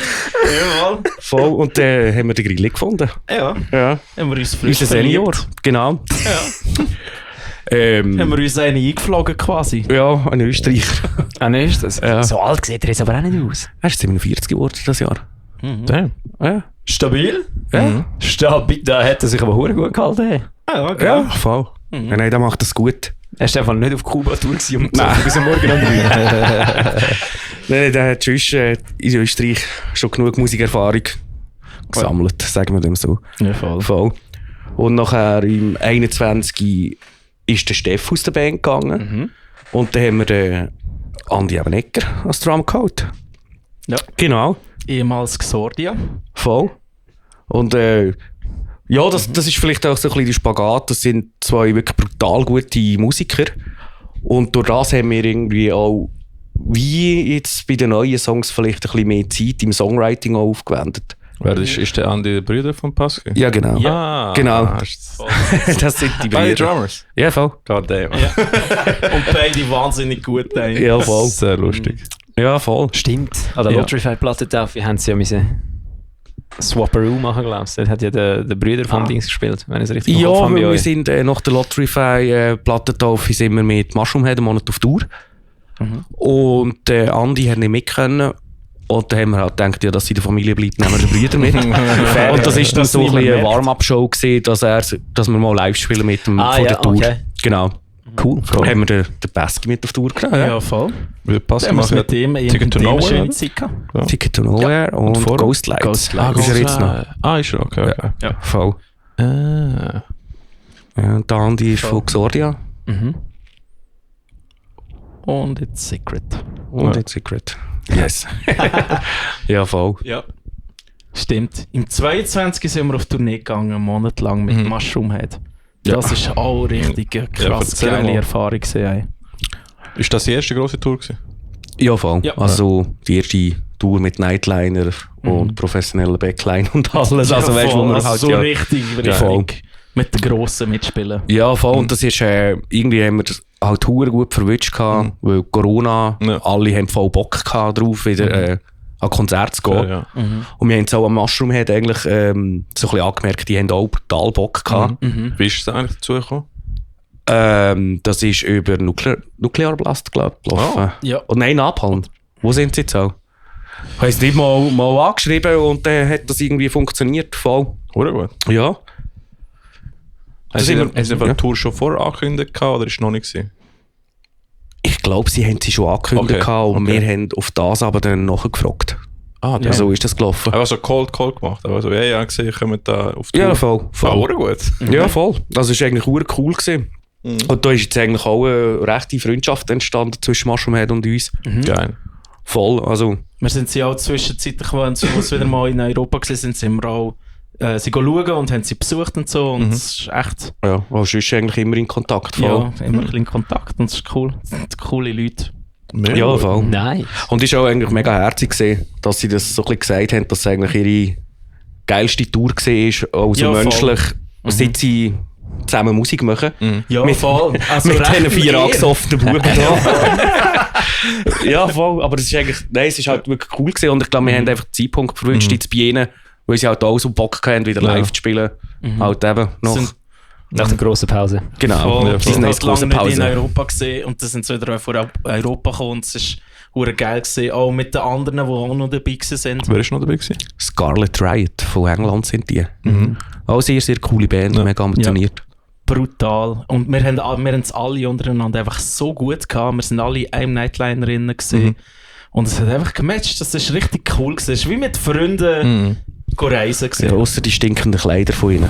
Die sind auch mal ein bisschen grauselig Die, gewesen. die haben zusammen in Gang gehängt und die Ja. haben jeden Tag die gleiche Es ist angepasst. einfach einmal, musst die Nase Also zuhaben, wenn du ihre Stechen Kostüme runterwischst. da. Ja, voll. Hey. Und halt, ja, ich meine, das war eine Tour gewesen im Juli, August, oder? Immer schön warm. Und die haben natürlich ihre Fette, also das sind ja wirklich richtig dicke Uhren. Ja, so Militärkleider irgendwie. Oh, Und shit. das ist so richtig... Ja, so Das ist heavy. Jeansjacke und Ah, so. geil. Ja, das hat aber Und so gestunken. Gummimaske, ey. Fuck. Ja. Wie haben die das noch geschafft? Aber gerade einfach einen Monat lang auf Tour zu gehen, wie haben die vorbereitet? Weil ich meine, wahrscheinlich als Vocalist, sonst da musst du schon irgendwie parat machen, um jeden Abend dann, oder haben die amigs freie Tage gehabt? Es sind, glaube ich, Es insgesamt 4 oder 5 Day Offs gewesen. Also es sind 21 Shows Das ist gewesen crazy. und 26 Tage unterwegs. Ja. Irgendwie so. Also es ist schon sehr anstrengend gewesen. Und Ja, dich hat sie noch mich hat verwünscht. es noch verwünscht, gerade Ah, bei shit. den ersten paar Shows. Ja. Und das hat sich das auch so recht streng durchgezogen. Ja, du hast halt improvisiert und halt Ja. Gesangsparts geschrauen. Ja, voll. Und dann halt mal 2-3 Sätze rausgelassen, wenn es nicht gegangen ist. Also halt das Beste probiert. Ja, voll. Hätte ich gesagt. Ja, das Beste rausgeholt, aber ich hätte es sicher besser können Ja, machen. ist natürlich frustrierend, gell, wenn du irgendwie freust dich hure lang auf so eine Tour und nachher Ja, wirst krank, die Stimme geht an den Arsch. Kannst halt, ja, Es war auch eine Erfahrung gewesen. ja, Also, voll. aber hast du aber sonst so... grundsätzlich ist es, also ich meine, die Erfahrung ist grundsätzlich brutal gut gewesen. Ich meine, das ist ein kleiner Part von dem Ganzen. So. Und sonst hast du so irgendwie eine Rocky-Routine gehabt, um dich vorzubereiten für den monatlange Tour, oder? Einfach wingen. Ja, also einfach mehr, ja. Aber jetzt nicht. Ich muss sagen, ich habe das Ausmaß ist mir nicht so bewusst gewesen und ich habe vielleicht ein bisschen zu wenig gemacht. Aber das hat mich so gelehrt, brutal. Also das würde ich jetzt oder mache ich jetzt ganz anders. Ja, ist jetzt zum Darum Beispiel hat es gerade das mit, weit gebraucht. jetzt wo wir Mit Skinred auf Tour sind. ja, im November. Ja. Im November sind wir mit Skinred unterwegs gewesen. Also das ist gar ich meine, der andere Test ist Welt aber gewesen. jetzt auch ganz anders vorbereitet. Ich meine, der Test ist irgendwie ein halbes Jahr richtig intensiv vorbereitet auf die 10 Shows oder was sie sind. Ja. Ja, voll. Und ich glaube, die hättest jetzt auch können krank werden und es hat gleich funktioniert. Ja. Ja. Also dort bin ich 1000-mal mehr ready gewesen. Ja. Aber natürlich auch, weil ich das Ausmaß erfahren habe, wie es ist, wenn man sich nicht so vorbereitet. Also ich kann es mir das kann ich mir gerade gar nicht vorstellen, vor allem 25 Tage oder wie viel 26 Tage in einem Nightliner hängen, das stelle ich mir auch noch als eine Herausforderung in sich vor. Ja. Oder ist das so chillig, Das ist wie sich zwar das alle geil. Leute vorstellen? Ey, es ist im Fall... Bequemer, als man denkt. Ja, also das Bett ist gegangen. Gut, ich hatte eigentlich jeden Abend einen sitzen gehabt, dann war es easy gewesen. Ja. Ist auch cool gewesen, irgendwie das Verständnis voll rum gewesen von allen anderen Bands, also von Mushroom Head und Scarlet Riot, dass ich musste arbeiten auf Tour. Also da habe ich da meine 2 Monitore können aufstellen am Morgen und alle haben mir Platz gemacht und verdammt herzig eigentlich. Ja. Gut. Und das Coole ist ja eigentlich, wenn du mit Nightliner unterwegs bist, kommst du am Morgen schon in der Stadt an. Also du verbringst natürlich dann auch nicht so viel Zeit dort drinnen. Also die Zeit, die du drin verbringst, pennst du eigentlich. Ja, voll. Voll. Und das ist eigentlich entspannt. Eben die frei haben, die sind ein bisschen die Stadt anschauen oder mal betteln oder was auch immer. Also das heisst, ihr habt in dem Fall effektiv etwas gesehen von der Stadt, wo ihr gespielt habt meistens? Also ich nicht, ich habe gearbeitet. Ja gut. Aber Abgesehen von dem, ihr habt schon einmal ein Ab bisschen und Sightseeing zu, gemacht. aber ich jetzt auch nicht so viel. Ich bin meistens eigentlich im Busblock. Ja gut, eben, du bist nicht so fit gewesen, aber die anderen sind schon einmal ein bisschen... Ja. Ja, go Zeug anschauen. Ja. Ja. Ja, weil sonst siehst du auch nur eine Autobahn, Raststätten und Location. Ja, voll. Ja. Ja, das ist schon geil gewesen. Ende Jahr kommst du bei Google Maps immer so ein Review über Ah ja. überall Tankstellen in Deutschland. Ja, alle Tankstellen haben wir durchgemacht. Fühlt schon, ja. 250 Sanifair-Boss gehabt. Ja, voll. Verdammt, schon wieder nicht gebraucht. Ja, den brauchst du nie, die Hure sich. So ein Nee. Scam. Das ist so ein Scam. Brutal. Ist das vom WC? Ja, Ah, ja. absoluter Scam, das Zeug. Ja, voll. Vor allem mittlerweile bekommst du ja nicht einmal mit dem Wert, den du zahlst, über. Nein, ja. Früher hast du ja noch einen Stutz, das ist verdammte Sauerei. Yeah! Ich kann ja gescheit reingehen. Verdammte Sauerei von euch wurde doppeln. Also einen Stutz verlangen, um zu pissen und ich nachher nur noch 50 Rappen bekomme, wenn ich nachher im scheiß Gopen Energy Drink kaufe. Aber jetzt auf Fickt aber euch! jetzt auf- Dreckskapitalisten! Aber jetzt, Sorry. jetzt auf Hochdeutsch. Hauchdeutsch. Wieso ist in der Bitte. Schweiz genau das gleiche Problem? Ja. Und du bekommst ja nicht einmal etwas für 50 Rappen. Nein, du musst immer mehr Geld ausgeben. Ja. Nein, das ist wirklich tragisch. Schade. Das ist wirklich, wir haben es geschafft, dass einfach wirklich sogar Scheissen kostet etwas. Wo sind wir da? Gottverdammt, ist das Grundrecht. Ja, sicher. Und wenn du nicht in das verfickte hure WC reinpissst, wirst du zusammengeschissen vom Kassierer. Willst du etwas erzählen? Nein, aber ich könnte mir vorstellen, dass es hässig wäre. Geil. Das ist wie ein Kubai, wo du auch Geld zahlst für ein WC, das aussieht wie eine Bombe eingeschlagen hat. Mit dem Wasserkübel nebendran. Du fragst dich, was ist der Wasserkübel? Bis Wieso sind da Ballen drin? Aha, der Wasserkübel ist so, wenn ich geschissen habe, muss ich spülen damit. Ja. Letztes Jahr, als ich von Spanien gefahren bin, sind wir in die Tankstelle angekommen und ich so, ich muss dringend pissen. Das war einfach zu gewesen. Und ich so, ja, ich so, fuck it, bin einfach hinten drauf von der Tankstelle gegangen und pissen. Und plötzlich, nebendran hat es gerade so einen Container gehabt, ich fange an pissen und es fängt sich zu bewegen. So, what the fuck, Alter. Einfach hure viel Rad. Und ich so wie, yo, fuck this, Alter. Mit Piss einfach weg. Die Ratte geht so, da so Wurst, let's go. Alter, das hat, ja, nie mehr. Grauslig. Das ist grauslig. Das ist gruselig. Oh, ich habe das Gefühl, ihr habt mega viele Sachen ausprobiert und gelernt beim DIY machen. Habt ihr nachher so mehr nachher auch vielleicht im Geschäftlichen noch mitgenommen, was ihr jetzt macht von dem? Hey, es geht eigentlich nicht gross. Also ich habe eigentlich schon immer auch gerne organisiert. Voll. Also von dem her ist das eigentlich nichts irgendwie herausfordernd gesehen in dem Sinn. Also ja, brauchst halt einfach Nerven. Ja, Aber ja, das brauchst du eigentlich überall im Leben. ja. Einfach 1000 mehr raushauen. Ja, voll. Ja. Voll. Ja. Also ich glaube, wir sind extrem daran gewachsen und vielleicht auch ein bisschen rausgewachsen, weil es uns alle anscheisst. Wegen dem machen wir es einfach nicht mehr. Fair. Oder nicht mehr so viel. Ja, weil wir es einfach gesehen haben. Weil, ja, ich Also glaube, mehr kann man gar nicht machen in dem Bereich. Also weißt ja, voll. Also, ja, oder wir haben vielleicht auch einfach gesehen, was wir selber machen können und es will niemand mehr die Zeit investieren. Ja. Also, vielleicht, ja. ja. Weil unser Bassist, der Grilli, der hat es früher in anderen Bands sehr viel gemacht, auch so die haben Zeugs organisiert. Und er sagt auch irgendwie, ja, ihm ist weit die Luft draussen. Aber das ist, glaube ich, ein natürliches Ding, das jede Band durchmacht. ja, Weil am Anfang spielst du in jedem Huren Loch. Du Ja, machst alles, du sagst Ja, alles voll. zu, du machst mit Bands irgendwie Zeugs, wo du dich einfach am Schluss selber fragst, so, wieso zum Teufel habe ich da jetzt Ja gesagt? Und ja, wenn du es dann halt schon so 10 Jahre gemacht hast, hast du halt wirklich so, ja, muss ich mir jetzt nochmal einen Monat lang von meinem Leben einfach komplette Krise geben, nur um dann in einem Ebri zu spielen. Vor 3 Leuten. In Ja. Polen. Ja, Nachdem wir an der Grenze mit unserem Merchandise nie hingekommen sind. Ja. Lohnt sich das? Und dann merkst du so, ja, nein. Ja. Ja, ich glaube, das ist wichtig, dass man in der Band vor allem darüber redet.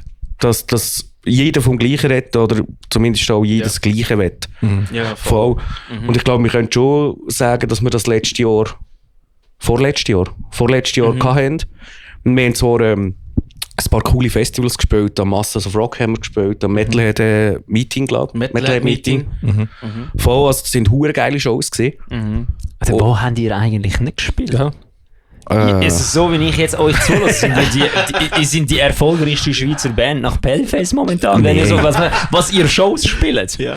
Ich meine, welche lokale Schweiz, also welche so Szene-Band spielt sonst so grosse Tours und so Festivals? Wann haben die Greenfield gespielt? Letztes Jahr. Letztes Jahr. Das haben wir am Greenfield gesehen, ja, genau. Ja. Ja, Vorher voll. dort. Nein, das ist das erste Mal. das Also erste Mal mal gesehen. auf dem Camping. Aha, okay. Ja, genau. Ja, dann sind wir dort gewesen. Ja, wir haben es gesehen. Tatsächlich. Ich habe gesehen, es ist grün gewesen auf meinem App. Ich meine, ich habe vorher schon mal gespielt, aber das war mein Collision in dem Fall. Wo Ja, zusammen voll. gespielt. Also, sie haben jetzt, glaube ich, Sie das haben dritte jetzt Mal das dritte gespielt. Mal oder so. gespielt. Ja, jetzt, voll. Ja, voll. Genau. Ja. Eigentlich sind sie ja noch eingesprungen gewesen für eine Band. Ja, voll. Architects. Für Architects. Nein, im Jahr. Nein, es ist Für Architects. Music. Nein, Es ist Architects. gewesen. Das ist der, gewesen, wo wahrscheinlich der Architect-Sänger gerade kurz vor dem, nicht Sänger, der Gitarrist dort kurz vor fertig war. Ja. Dort haben sie ja dann, was ist das gewesen? Das muss ein hohes Bild gewesen sein. Das muss, weil ich habe die Show nicht, ich habe es nicht mitbekommen und ich habe hier Architects noch nicht cool gefunden. Ja. Und dann bin ich einfach irgendwann plötzlich irgendwann gestanden, also, Alter, Mind Collision spielt hier. Ich gesagt, hey, die spielen ja gar nicht. Und dann haben alle erzählt, die da sind, dass es die wildeste Show ever war. Weil halt niemand mitbekommen hat, dass Architects nicht kommt. Ja. Also haben alle gemeint, Architects spielt und spielt Mind Collision. Dann sind Hure alle geil. vor dieser Bühne gestanden und haben Architects schauen und dann ist dort halt nicht Architects gestanden, aber Mind Collision ist genug gut gewesen, dass die Leute nicht weg sind. Ja. Das ist halt schon Ja. auch ein Und guter nachher Job. hat das dort anscheinend, das muss von dieser Bühne ausgesehen haben, das muss der Crowdsurfen und alles muss dort gelaufen sein. Also Ja. das ist im Nachhinein wirklich schade, dass ich nicht da bin, aber Wir sind, glaube ich, die gesehen. Ich bin nicht die gesehen, ne? Ich bin nicht mehr sicher. Stell dir vor, es hat einfach so Greenfield viel ist so immer viele so Leute gehabt. blurry bei mir. ja, sag's nicht, hey. Weißt du, stell dir Ich vor, habe du das Jahr bist... einen Plan. Der ist, ich trinke nur dann Alkohol, wenn die Sonne nicht oben ist. Weil ich habe eins fucking Panache gesoffen letztes Mal. Komplett am Arsch zernichtet gewesen. Und dann kommt mein Kollege und so, hey, können wir schnell ein Video machen, wenn ihr unsere neue Single schaut? Und ich nur so ums Überleben am Kämpfen. So, ja, können wir machen, kein Problem. Das ist crazy. Stell dir vor, du bist einfach mega besoffen und plötzlich denkst du, Architects kommt und so. Ja, wahrscheinlich haben etwa 17 Leute das Gefühl gehabt, es sei Eben genau, sorry. Oder so, wow, geil, sie haben jetzt Scratches drin. Geil. Einfach gerade auf YouTube, auf Facebook einfach haten. Einfach so auf Facebook so hure viel Hate-Kommentare. Also ich finde eure neue Nu-Metal-Schneise, die ihr da fahrt, gar nicht mal so geil. Und Architects nur so, what the fuck is going on? Ja, geil. Ja, aber ich meine, ich habe es auch oft, wenn ich die Band nicht kenne, einfach schauen und abchecken. Und dann. Ja, das mache ich jetzt auch viel mehr. Seit wir den Podcast haben, mache ich das viel mehr. Früher habe ich dort an den Festivals auch noch mal das Line-Up angeschaut. Die kenne ich. Und dann bin ich die schauen. Ja, aber dadurch habe ich das Cemetery Skyline gefunden und die sind so gut. Und jetzt ist es so, okay, die Band kenne ich noch nicht. Das heisst, ich kenne noch 15 Bands nicht auf dem Line-Up. Das heisst, ich muss mir jetzt da noch etwas geben, weil eventuell verpasse ich etwas. So. Ich habe so oft geiles Zeug verpasst. Ich habe Emil Bulls am Greenfield verpasst. So. Fuck. Okay. Also, 2 Wochen nach dem Greenfield spielt mir irgendwie YouTube so einen Song rein von einer Band, die ich hure geil finde. Wo ich so, hey, das ist geil, das klingt gut. Und dann so, aha, ja, die hätte vor 2 Wochen am Greenfield gespielt. Ja, das ist scheiße. Ja. Ich muss schnell Und das Pause lohnt machen, wenn wir alle Pause machen oder ich verpiss mich schnell. Also von mir aus können wir, also, wenn du jetzt Pipi-Pause machen, würde ich das sonst auch gerade mitmachen. Dann machen wir alle zusammen gleichzeitig. Wir können auch Pipi-Pause. Pipi-Pause machen. Pipi-Pause. Sehr gut. Machen wir generell Pipi-Pause. Generell Pipi-Pause. Brauchst du da noch einen Brian oder ist okay? Yeah! Aber machen wir einen langen Brian, komm. Yeah! Yeah! Yeah! Guten Tag, wie hat es der Brian so schön gesagt? Für euch eine Sekunde, für uns etwa 5 Minuten. Wir sind wieder zurück aus der Pipi-Pause. Yes. Hi. So, was war ich vorher gesehen? Das ist eine gute Frage. Secret. Secret. Aber ich kann aber Wir haben mit Secret geredet. Oh, warte, sie sind noch da. Voll. Ich kann aber fragen wegen Merchmacher, wie das Ganze auch gestartet hat. Das macht auch ihr, oder? Ja, voll. Timmy und ich sind Merchmacher. Mhm. Jo. Hat eigentlich ganz unspektakulär angefangen. Darf ich schnell kurz fragen für alle ja. Leute, die das nicht wissen, was ist Merchmacher? Merchmacher ist deine Druckerei für Merchandise. Wir drucken und sticken einfach die geilsten Sachen. Hell yeah!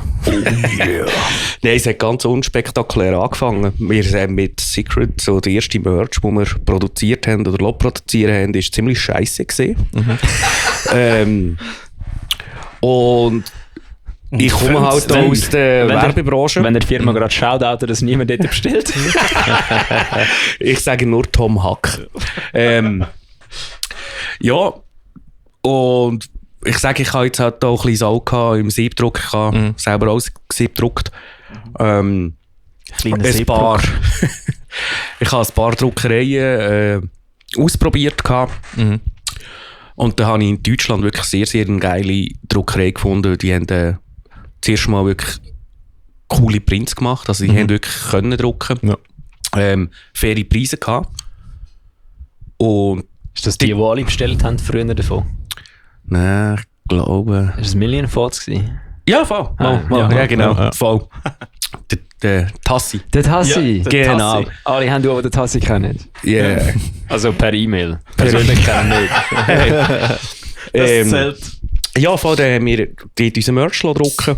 Und da sind einfach Kollegenbands vermehrt auf mich zugekommen. Sieht alles super cool aus, ihr habt geile Textilien ausgewählt und so. Kannst du mir das Zeug nicht auch gerade bestellen? Und irgendwie, ja, so nach der 50. Bestellung habe ich gedacht, ja, jetzt muss ich aber irgendwie, keine Ahnung, weil ich mache noch Datenaufbereitung und. Irgendwie muss das Geld reinkommen. Habe ich einfach 50er-Noten und gesagt, hey, look, ich muss einfach 5 Jahre für das ganze Zeug organisieren und machen. Und so hat das Ganze angefangen. Voll.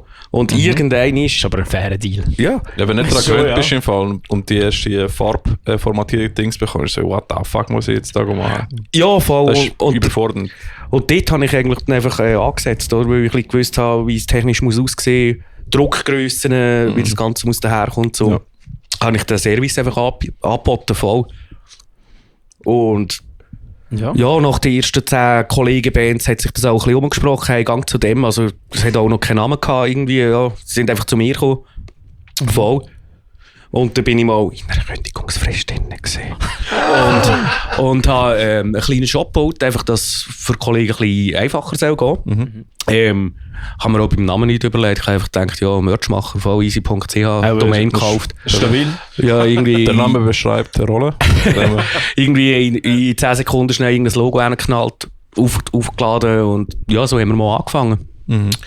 Und dann ist es tatsächlich immer, die Anfragen sind mehr geworden. Ja, der Name ist in anderen Bands begriffen worden, halt auch Mund zu Mund. Wir haben eine Excel-Tabelle anführen. Das ist immer, wenn du anfängst Excel-Tabelle. Ja, dann wird es professionell. Dann wird es ernst. Und in dem Punkt eigentlich habe ich gerade im Team gesagt, hey, hast du nicht Bock auch, mit auf den Zug zu springen, weil allein kann ich das nicht stemmen, ich arbeite noch 100% nebenbei. Weil es, ja, eben, wie gesagt, wir haben irgendeine 50er-Noten rausgenommen pro Bestellung. Und ja, haben mich der Team unterstützen. Wir haben irgendeine Einzelfirma gegründet. Ja, voll. Und das war eigentlich auch immer der Plan gewesen. Wir wollen irgendwie gar nicht gross Geld verdienen, nur einfach etwas für den Support haben, oder? Ja, und dann haben wir das so ein bisschen weiter ausbauen. Wir haben weitere Druckereien dazu genommen. Wir haben auch ein bisschen selber produzieren. Es sind auch plötzlich Firmen auf uns zugekommen. Ja. Und jetzt im 17, 18 haben wir GmbH gegründet. Im 19. 19. Ja. Ja. 16, 17 haben wir angefangen. Also hast du angefangen. Ich glaube, im 17 bin ich dazugekommen und im 19 haben wir GmbH gegründet. Ja, voll. Ja. Voll. Also das ist einfach richtig professionell jetzt. He? Ja, also seit 1,5 Jahren mache ich es eigentlich 100%. Und du bist etwa bei 20, 25, 30%. So. Genau. Ja, voll. Sehr Sehr nice. Ja, voll.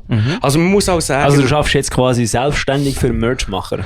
Genau. Gesagt. Ja, voll. Also ich darf mich wirklich austoben den ganzen Tag. Geil. Ja. Voll. Also es hat natürlich schon auch... Bands sind mittlerweile ein kleinerer Teil. Aber ich finde es halt immer wieder geil, wenn Bandanfragen kommen. Ja, voll. Ja, musst halt nehmen, musst halt blöd gesagt nehmen, was kommt. Damit, weil kannst nur mit Bands da hätten wir einfach so eine krasse Marge müssen draufhauen, dass es eben nicht mehr attraktiv ist. Und das ist das, was wir nicht haben wollen. Ja, voll. Wir wollen immer für Szenen sein, wo wir selber wissen, wie es ist. Ja, voll.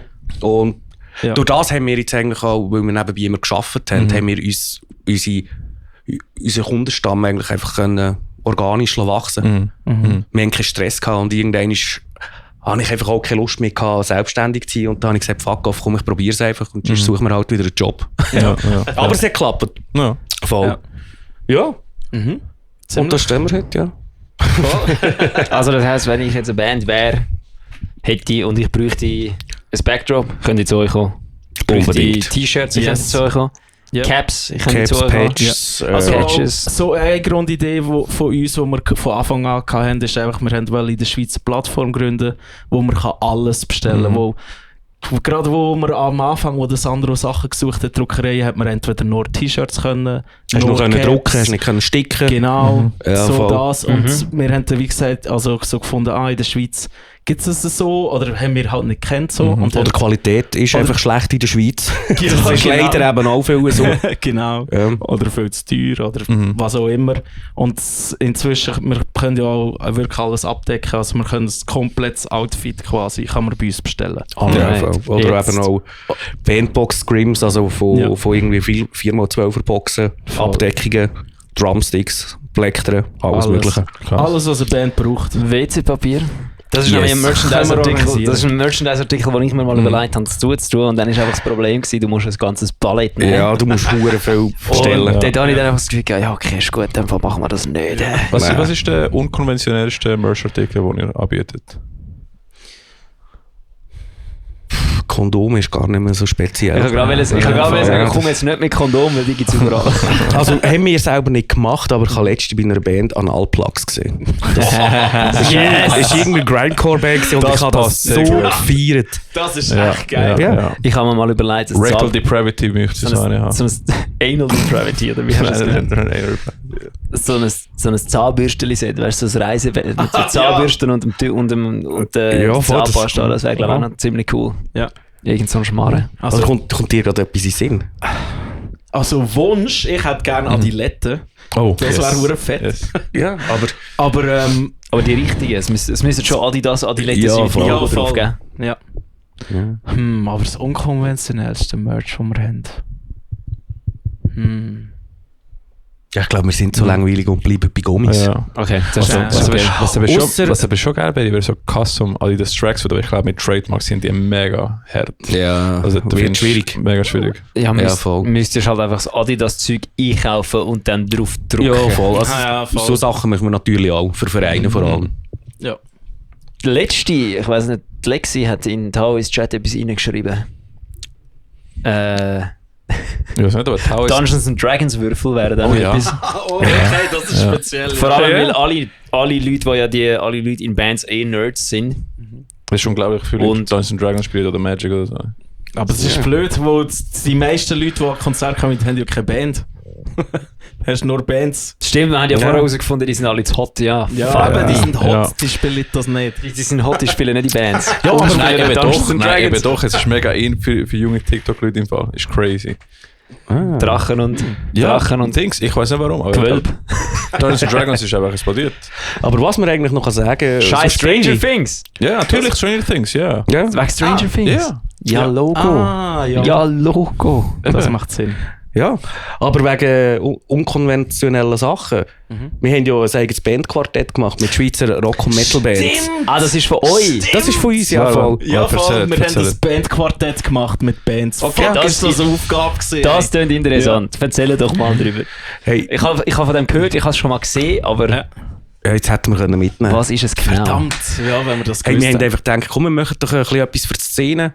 haben wir mal Bands angeschrieben, wer hat überhaupt Bock für einfach kostendeckend so ein Quartett zu machen. Und alle Bands so Fame-Huren, wie sie sind. Ja, ich. Was ist ein Quartett? Ein Quartett? Weißt du, früher hat es doch das von Autos gegeben oder von allem Möglichen. Du vergisst, der Ricardo Bongarcia ist Latino-Time. Der Bruder hat bis vor 3 Monaten auch nicht gewusst, was ein Griti-Band ist. Und nachher ist der Migros gekommen.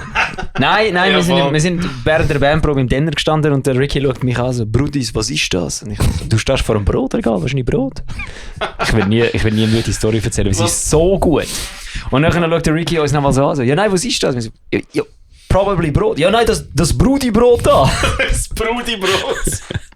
Und seitdem habe ich das nie mehr anders genannt. Darum, du musst ein bisschen weiter ausholen wahrscheinlich. Du musst ihm wirklich erklären. Ja, Scheiße, okay. Das ist so ein Kartenspiel mit Bildchen drauf, zum Beispiel von Autos oder Töpfen. Ja. Und dann hast du dort so drauf von 0 auf 100 oder wie viel PS. Und dann kannst du... Karten gegeneinander spielen. genau. Die haben So. es sogar an einem Merch-Table schon mal gesehen. Ja. Ja. Ich glaube, Expello haben sie immer recht Wahrscheinlich, fleissig drauf. Genau. Genau. Lotterify, glaube ich auch. oder? Ja. Und wir haben gedacht, wo wir das Bandquartett... Also zuerst haben wir Bands gesucht. Ja. Und nachher haben wir, glaube ich, gesagt, hey, wir müssen im Rausch irgendwie eine lustige Die Fragen. Vergleichsfragen haben, Ja. weil wir wollen nicht irgendwie das eine Band schlechter oder besser machen, wegen Erfahrung oder was auch immer. Ja. Und dann haben wir uns, glaube ich, wirklich 2 Kisten Bier geholt. Und Am hat eine Freitagabend. riesen Liste geschrieben Ja, mit so Die besten Sachen fangen so an. Ja, Bauchumfang vom Bassist, Ja. Oh, Wie yes. viel Bier pro Bierverbrauch getrunken? pro Probe. Ja. Geil. Und ein bisschen so Sachen. Und das ist recht funny geworden, ja. Ja, voll. Aber Aber das das ist- ist, glaube ich, auch recht fair so aufgeteilt. Ja, und das ist jetzt aber auch schon 7 Jahre her. Eigentlich sollten wir es wieder in Angriff nehmen, nicht? Ja, voll. Wieder Eine eine neue Auflage Auflage machen. Eine neue Auflage machen. Unbedingt, ja. Heilige Scheiße, das hätte ich jetzt nicht in einem Podcast gesagt. Also, wenn ihr ein neues wollt, ein neues Game, Ja, ihr aus schreibt Band- uns. Ja, aus Bands schreibt Findet ihr uns das an, dann geil? können wir euch auf die Liste knallen. Ja, Mann. Das ist geil. Yeah. Für alle, die sich fragen, wieso dass immer den Brian hören, aber ihn nicht sehen. Wir müssen uns einfach Sachen merken können und darum gibt es einen Brian. Genau. Das wird Leo hässig. Ja. Sonst wird sie hässig. Das wird uns Goth-Mami hässig und Ja. peitscht den Ricky aus. Ja. Wobei, Hast du schon ein bisschen gern? glaubt, ja, okay, einfach. okay. Leo, egal was du machst, peitscht nicht den Ricky aus. Der Bella nimm's gern. Nein, ich renn. Mhm. Ich bin nicht gern peitscht. Fühlst die Schnur okay, aber peitschen finde ich nicht so geil. Ja. Running, yes.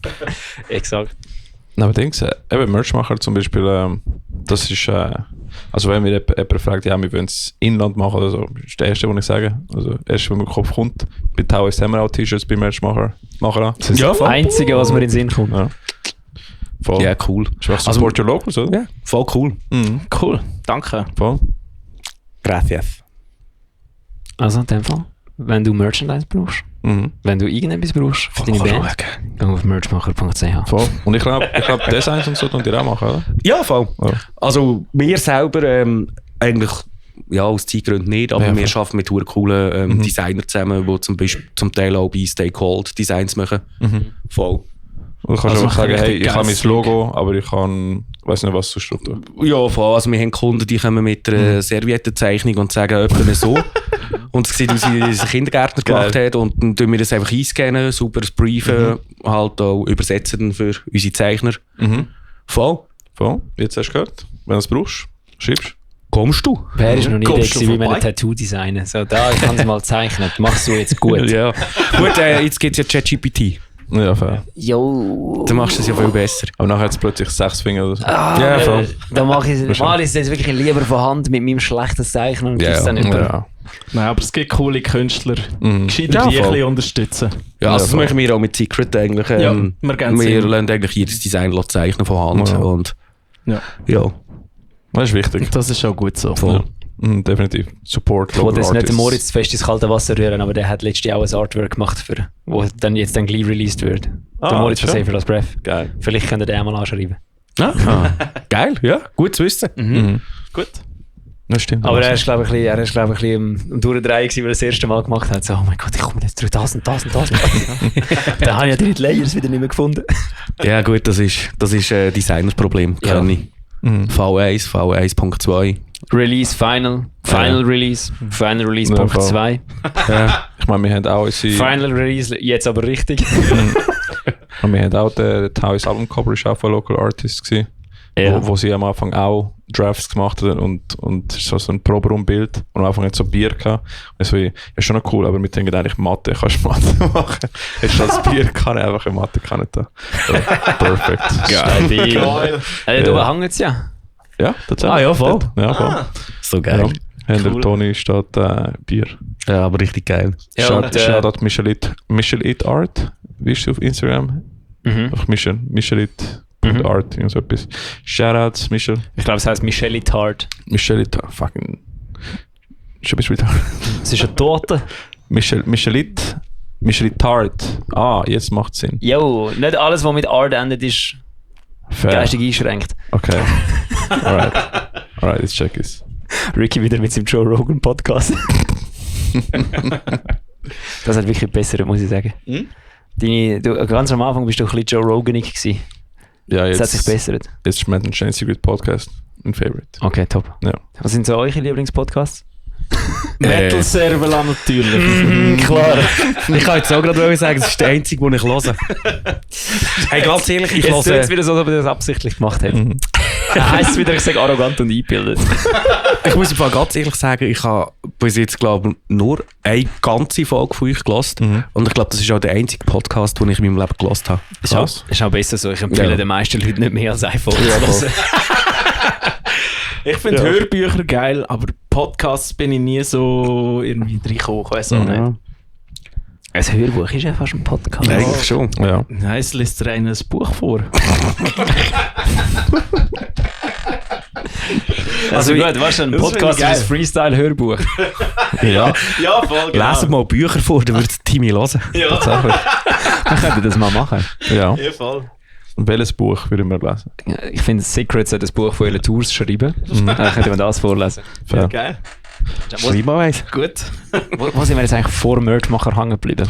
Bei der Pipi-Pause. Bei der Pipi-Pause. Ja. Ja, ihr habt von der Mushroom Head Tour erzählt. Aber jetzt könnt ihr mal so Leute, die, ich glaube, die meisten von uns, die den Podcast hören oder den Podcast irgendwie mitbekommen oder irgendwie in Bands spielen, werden wahrscheinlich nie in Genuss kommen von einer monatigen Nightliner-Tour. Könnt ihr da mal ein bisschen von Anfang, wie das interessiert jetzt mich persönlich auch gerade relativ fest, könnt ihr da mal ein bisschen von Anfang Tour entweder also ein bisschen durchgehen, wie das so aussieht, oder dann einfach mal so einen Tag auf so einer Tour dann beschreiben, weil ich nehme an, das wird ein bisschen anders aussehen, wie wenn du ins Eberig-Aschgau ein Konzert spielen. Ja, voll. Also zuerst mal sind wir auf Essen. gefahren. einem Bus. Unsere Frauen haben uns freundlicherweise auf Essen gefahren mit unserem Tourbus. Ja, weil dort einfach der Pickup war, ist nachher von der Hauptband. Da sind wir 2 Tage oder 1,5 Tage dort gewesen, bevor es losgegangen ist.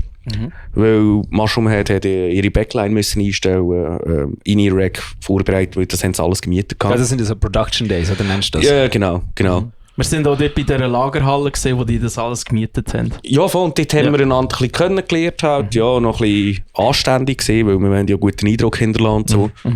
Und dann ist es aber recht schnell hure locker geworden. Voll. Ja, Ja, cool. von Bierli nehmen mit denen. Ja, voll. Ja, Und die das- sind echt locker und cool drauf. Ja, gewesen. voll. So, wo hörst du so von Ami-Bands manchmal so ein bisschen andere Sachen, aber Ja, die voll. sind voll nicht so gesehen, die sind echt mega cool drauf gewesen. Ja. Das ist ja, gut. voll. Also, ja, bei gewissen Bands darfst du nicht in die obersten Stock gehen und so. Und, Ja, komische Regeln. ja, voll. Ja. Und bei viel, müssen wir vielleicht auch erwähnen, bei vielen Touren gibt es Tourmanager, die recht Arschlöcher sind. Ja. Unser ist, glaube ich, der versoffenste Tourmanager gewesen ever. Geil. ist so krass. Also, der ist wirklich cool gewesen. Jawohl. Also, Der mit hat dem. alles für uns gemacht. Ja, voll. Sehr gut. Immer schön Ja, Tequila also- geholt. Ja, genau. Ja, von dem her, die Crew war voll entspannt gewesen. Und wie ich vorhin gesagt habe, wir sind eigentlich meistens durch die Nacht gefahren. Unser Klabäuschen.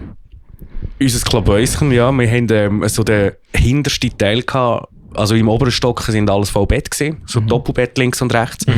Und auch 2, 3 Kojen hat es eine Tür gehabt, so Zwischentüren. Ah, okay. Ja, und Also wir so sind, quasi Zimmertüren. ja, genau, Ja, voll. genau. Und wir haben wirklich gerade das 4. eigentlich so Der den hintersten Part gehabt und das ist immer so ein Ghetto gesehen.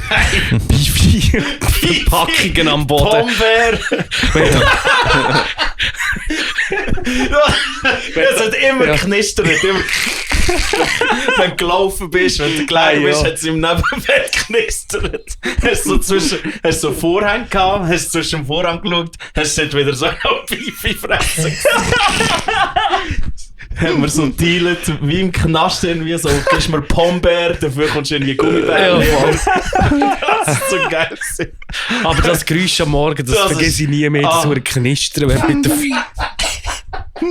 So wie Non-Flashbacks, wenn du die Packung Chips so stehst. Ja, das war so geil gewesen. Der Pesky wirft mir heute noch vor, so, wegen dir bin ich Pombeersüchtig, ey. ja, das ist gut. Ja, das war wie Crack-Höhle gewesen. Pombeersüchtig, aber Pombeeren sind schon geil. Das ist schon Ja, geil. schon klein. Schon ein bisschen geil. Und Ja, schon Sponsoren Podcast, bitte, Pombeeren. Ja, voll. Wie sehen die aus? Das sind die Bärli. Bärli-Chips. Bärli-Chips. rote Verpackung mit so Bärli, klar, ja, gelben ja. Bärli drauf. Die sind so geil. Die sind geil. richtig geil, ja. Ich weiss noch, ich bin mir nur nicht sicher, ob Paprika geiler ist wie die Natürige, aber die Natürige sind ja Die ziemlich Natürlichen geil. sind einfach Nonplusultra. Vor allem mit Beefy zusammen. Ey.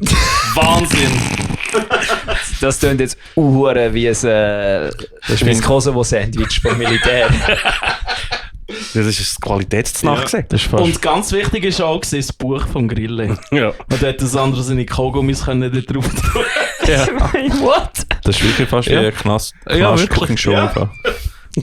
Ja, also, aber es hat dementsprechend ausgesehen bei uns. Am Morgen ist es meistens wirklich so gewesen, dass der Grille, unser Bassist und ich aufgestanden sind. Der Grille ist ein alter Mann, der schläft einfach nicht mehr. Und ich musste arbeiten. Ja. Und dann haben wir eigentlich den ganzen Unterbereich für uns gehabt, mit dem Fahrer Wenn zusammen. die anderen besoffen waren, sind am Morgen auf 2 Ja, Stunden voran. oder, ja, voll. Oder alle haben einfach können auspennen voll. Ich habe gearbeitet, der Grille ist meistens zum Fahrer führen und hat ein bisschen mit ihm geschnarrt. Ja. Nice. Und ja, die ganze restliche Crew, Truppen, Bands, die sind eigentlich erst aufgestanden, wo wir nachher angekommen sind. Mhm. Voll. Hey, ja, und ab dem Zeitpunkt ist es eigentlich wie jede andere Show. Du gehst rein, aufstellen, wartest. Du hast vor allem von professionelleren Backline erzählt. Das hat bei mir noch etwas triggert, wo ich irgendwie, was ist eine professionellere Backline? Also vielleicht nicht unbedingt Backline, sondern auch PAs. Du hast einfach auf PAs gespielt, die federn. Ach so. Also das heisst, Ja. du bist dann jedes Mal auf der Bühne gestanden und hast das Gefühl gehabt, damn! Ja, also meistens eigentlich so zu 80% haben wir schon müssen sagen, hey, voll fette PA. Wir haben auch da unseren eigenen Techniker dabei gehabt. Ja. Das war auch Gold wert gesehen. Ja, voll. Der hat uns manchmal den Arsch gerettet. Ja, voll. Der weiss einfach immer, man muss tönen und er ist auch ein fixes Bandmitglied. Also muss man auch mittlerweile sagen. wirklich, ja, der kommt eigentlich immer mit. Ja. Ja, das Multitalent ist der Adi. Ja, voll. Der ist Ja. eigentlich so der heimliche Tourmanager auch ein bisschen von uns. Ja, voll. Wenn der angesoffene Tourmanager noch in der Koje gelegen ist auf seinen M und dann Malteser ist er gelegen. Ja, Dalmatiner Dude. ja. Voll, der hat Adi auch ist eingesprungen. Der hat gerulet, der hat auch beim Einladen und so. Also mit nur, Taschenmesser hat er nur der- euch dann gesagt, was wir machen oder generell? Allen? Allen, generell. Und alle haben auf ihn geglaubt. Er hat es auch wirklich super gemacht. Geil. Ja, voll. Ja, Ja. von dem her. Ja, und wirklich der Das restliche ist noch Ablauf. interessant. So, einfach so random der Dude der Dude von dieser Band, wo Ja, von eigentlich der noch nie Supportband, jemand, von der Supportband, die noch nie eine grosse Tour gemacht hat, aber alle so, ja doch, der ist kompetent, wir hören auf ihn. Ja, voll. Amazing. Ja, voll. Ja, irgendjemand hat auch müssen auch mit dem Local Promoter reden. Aha, ja. Und ja, wenn der unser Ja, eigentlicher Tourmanager gerade keine Zeit gehabt hat, der hat es dann unser Techniker gemacht. Ah, das ist ja. okay, ja. Voll. Ja, voll. Ich meine, der kann ja Deutsch von dem her. Ja. Was nur in Deutschland ein Vorteil ist, merke ich jetzt gut. Ja. Ja. Nein, der hat das sehr gut gemacht. Voll. Ja, ja, auf unserer letzten Tour jetzt mit Skindred hat er Licht und Ton gemacht. Ja, voll. Hat er gedacht, ja, er ist langsam unterfordert, nur mit dem Ton. Also hat er noch schnell eine Lichtshow programmiert und Ja. die haben wir noch. Ja, aber Ja. und was für eine? Ja, das ist schon recht geil gewesen. Brutal, ja. Das ist crazy. Das ist schade gewesen, dass die Tour in die Schweiz gekommen ist. Hey, Ja, extrem. Das wäre Also, geil ja. gewesen. Das wär Ja. wahrscheinlich absolut geil gewesen, weil ich habe das so gesehen, so, oh cool, dann kommen wir so, genau. Nein, es war nur Deutschland. Gewesen. Ist eigentlich mega speziell. Aber es sind wirklich, ich muss sagen, verdammt geile Shows gesehen. Brutale Shows. Wer ist schon was im Line-Up gewesen? Alien and Farm und Skindred und mehr. Ah, ja, natürlich. Ja. Ja, voll. Weißt du, das war aber nicht die Tour, gewesen, wo der Alien Ant Farm Was da die Eskapaden hatten. Welche Tour, irgendeine Tour ist das doch gewesen, wo Alien Ant-Farm heimgeschickt wurde, weil der Sänger irgendwie sich mit einem geschlägelt hat, oder was ist das gewesen? Ah was? So. Ohne Scheiß? Ist das nicht? Okay. Das ist, Nein, das ist jetzt oder ist das die letztes Jahr Tour gewesen, wo sie in der Schweiz waren als Vorband von... Ich muss das schnell nachschauen. Das ist Also Alien Ant-Farm. Also- Das sagt man nicht. Wo der ist ein mega gemütlicher Typ. Ja, vielleicht ist er seitdem abstinent. Das hat er ja uns noch erzählt. Stimmt. Ja. Das kann sein. Weißt Ja, warte schnell. Alien Ant-Farm. Nein, warte. du? Ich glaube, Alien 23. Ant-Farm streichen CKY nach Prügelei von ihrer Tour. 23. Also, anscheinend sind wir Alien... Okay. Der hat aber wahrscheinlich den BMR Jarrah oder so ein bisschen Zeug umgefetzt. Ich weiß es nicht. Da steht, die US-Rocker Alien Ant-Farm haben CKY aus ihrem Line-Up für ihre Europatour geworfen, nachdem es zu einem gewaltigen Krach zwischen den Bands gekommen war. Geil. Die Spannungen entluden sich schließlich in einem Vorfall, bei dem CKY-Frontmann Chad Ginsburg Alien Ant-Farm-Sänger...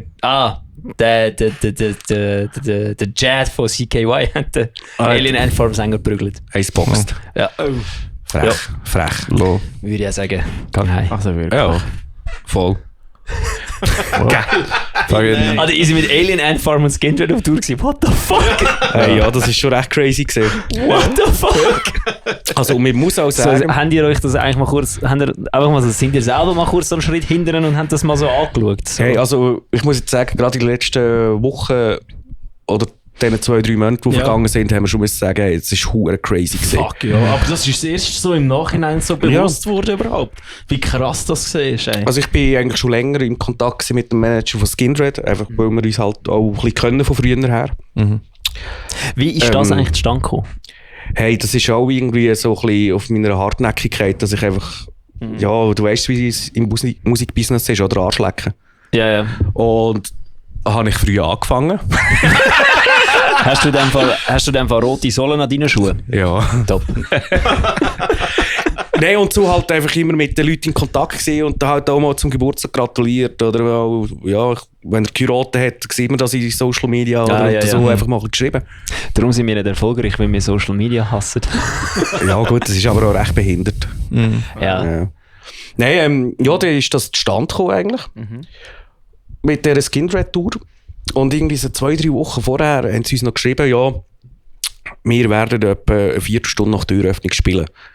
Da haben wir schon gedacht, oder ich vor allem, gedacht, ja, super geil, spielst du wahrscheinlich irgendwie vor 20-30 Leuten. Hey, aber ich muss sagen, bis etwa auf 2 Shows sind die Hallen eigentlich voll ausverkauft gesehen. Also wir haben vor zwischen 1800 und 2500 Leute gespielt. Crazy. Jeden Tag. Und eigentlich wirklich 4 Stunden nachdem die Eröffnung war, ist alles voll gewesen. Das kennt man von der Schweiz gar nicht so. Und in Deutschland ist das recht crazy gewesen. Voll, die haben gewartet. Und die haben uns nicht, also weißt, die haben uns nicht kennen. Ja, und wir sind Echt eigentlich Wahnsinn, wirklich... Ich weiss nicht, ob es musikalisch so passt, hat halt unser Sound zu Skindred, aber wir sind hure gut angekommen. Das Feedback ist total gut gewesen. Also, da würde ich jetzt schon das Gefühl haben, dass ich Sound zu Skindred passt. Ja. Das erste Mal, als ich euch gesehen habe ich euch ja mit Skindred gesehen. Und das hat auch schon vor 10 Jahren oder so. Also von dem her.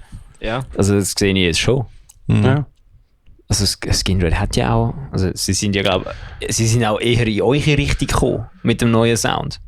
Ja, sie sind habe jetzt ich ein bisschen das Gefühl. poppiger geworden. Ja, aber früher war es ja wirklich noch mehr Reggae und punkig gewesen. Ja, und das ist jetzt eigentlich ein bisschen mehr New Und Metal jetzt gekommen. habe ich das Gefühl, sind sie mehr auf die Metal-Schiene gerutscht. Ja, das stimmt. Ich muss es noch einmal hören, weil ich habe immer noch Enter the Ninja im Kopf. Also ich hatte so, irgendwie bin ich auch irgendwie so 17. geblieben. Ja, das Hast du Skindred ist nicht schon for geil. Speed Underground 2 gegamet? Dort ist Nobody drauf gesehen. Nobody ist ein Wegen Banger-Track. denen kenne ich die auch. Ja, voll. Nicht for Speed. Ja, voll. Gell? Früher haben Games noch geile Soundtracks gehabt, Mann. Nein, ich denke, meine ist Need for Speed Hot Pursuit 2 mein Favorite gewesen. Okay, Weil das da ist hast du noch geil die crazy Maps gehabt. Und nachher Underground ist ja alles die gleiche Stadt gewesen. Habe etwas langweilig gefunden. Aber im Hot Pursuit so einmal im Strand, einmal im Wald, einmal im... Der Weißt du, Most, was- Most Wanted ist das, was ich gezockt habe. Auf Oh, dem ja. Nintendo DS. Das ist ein gutes Spiel. Auf dem DS? Auf dem DS, Mann. Okay. Ja, ich habe nicht keine Gitarre spielen, darum habe ich auch keine grosse Konsole können haben. 16 in der Lehre, das erste, was ich gemacht habe, eine Xbox 360 gekauft. Ja, endlich! Ah, shit. Ja. Crazy, hey. Ja. Fuck, ja, das ist immer noch krass. Ja. Aber es war eine geile Erfahrung, im Fall. Brutal. Mega. Ey, und wir haben auch, ich glaube, wir haben wirklich brutal auch abgeliefert.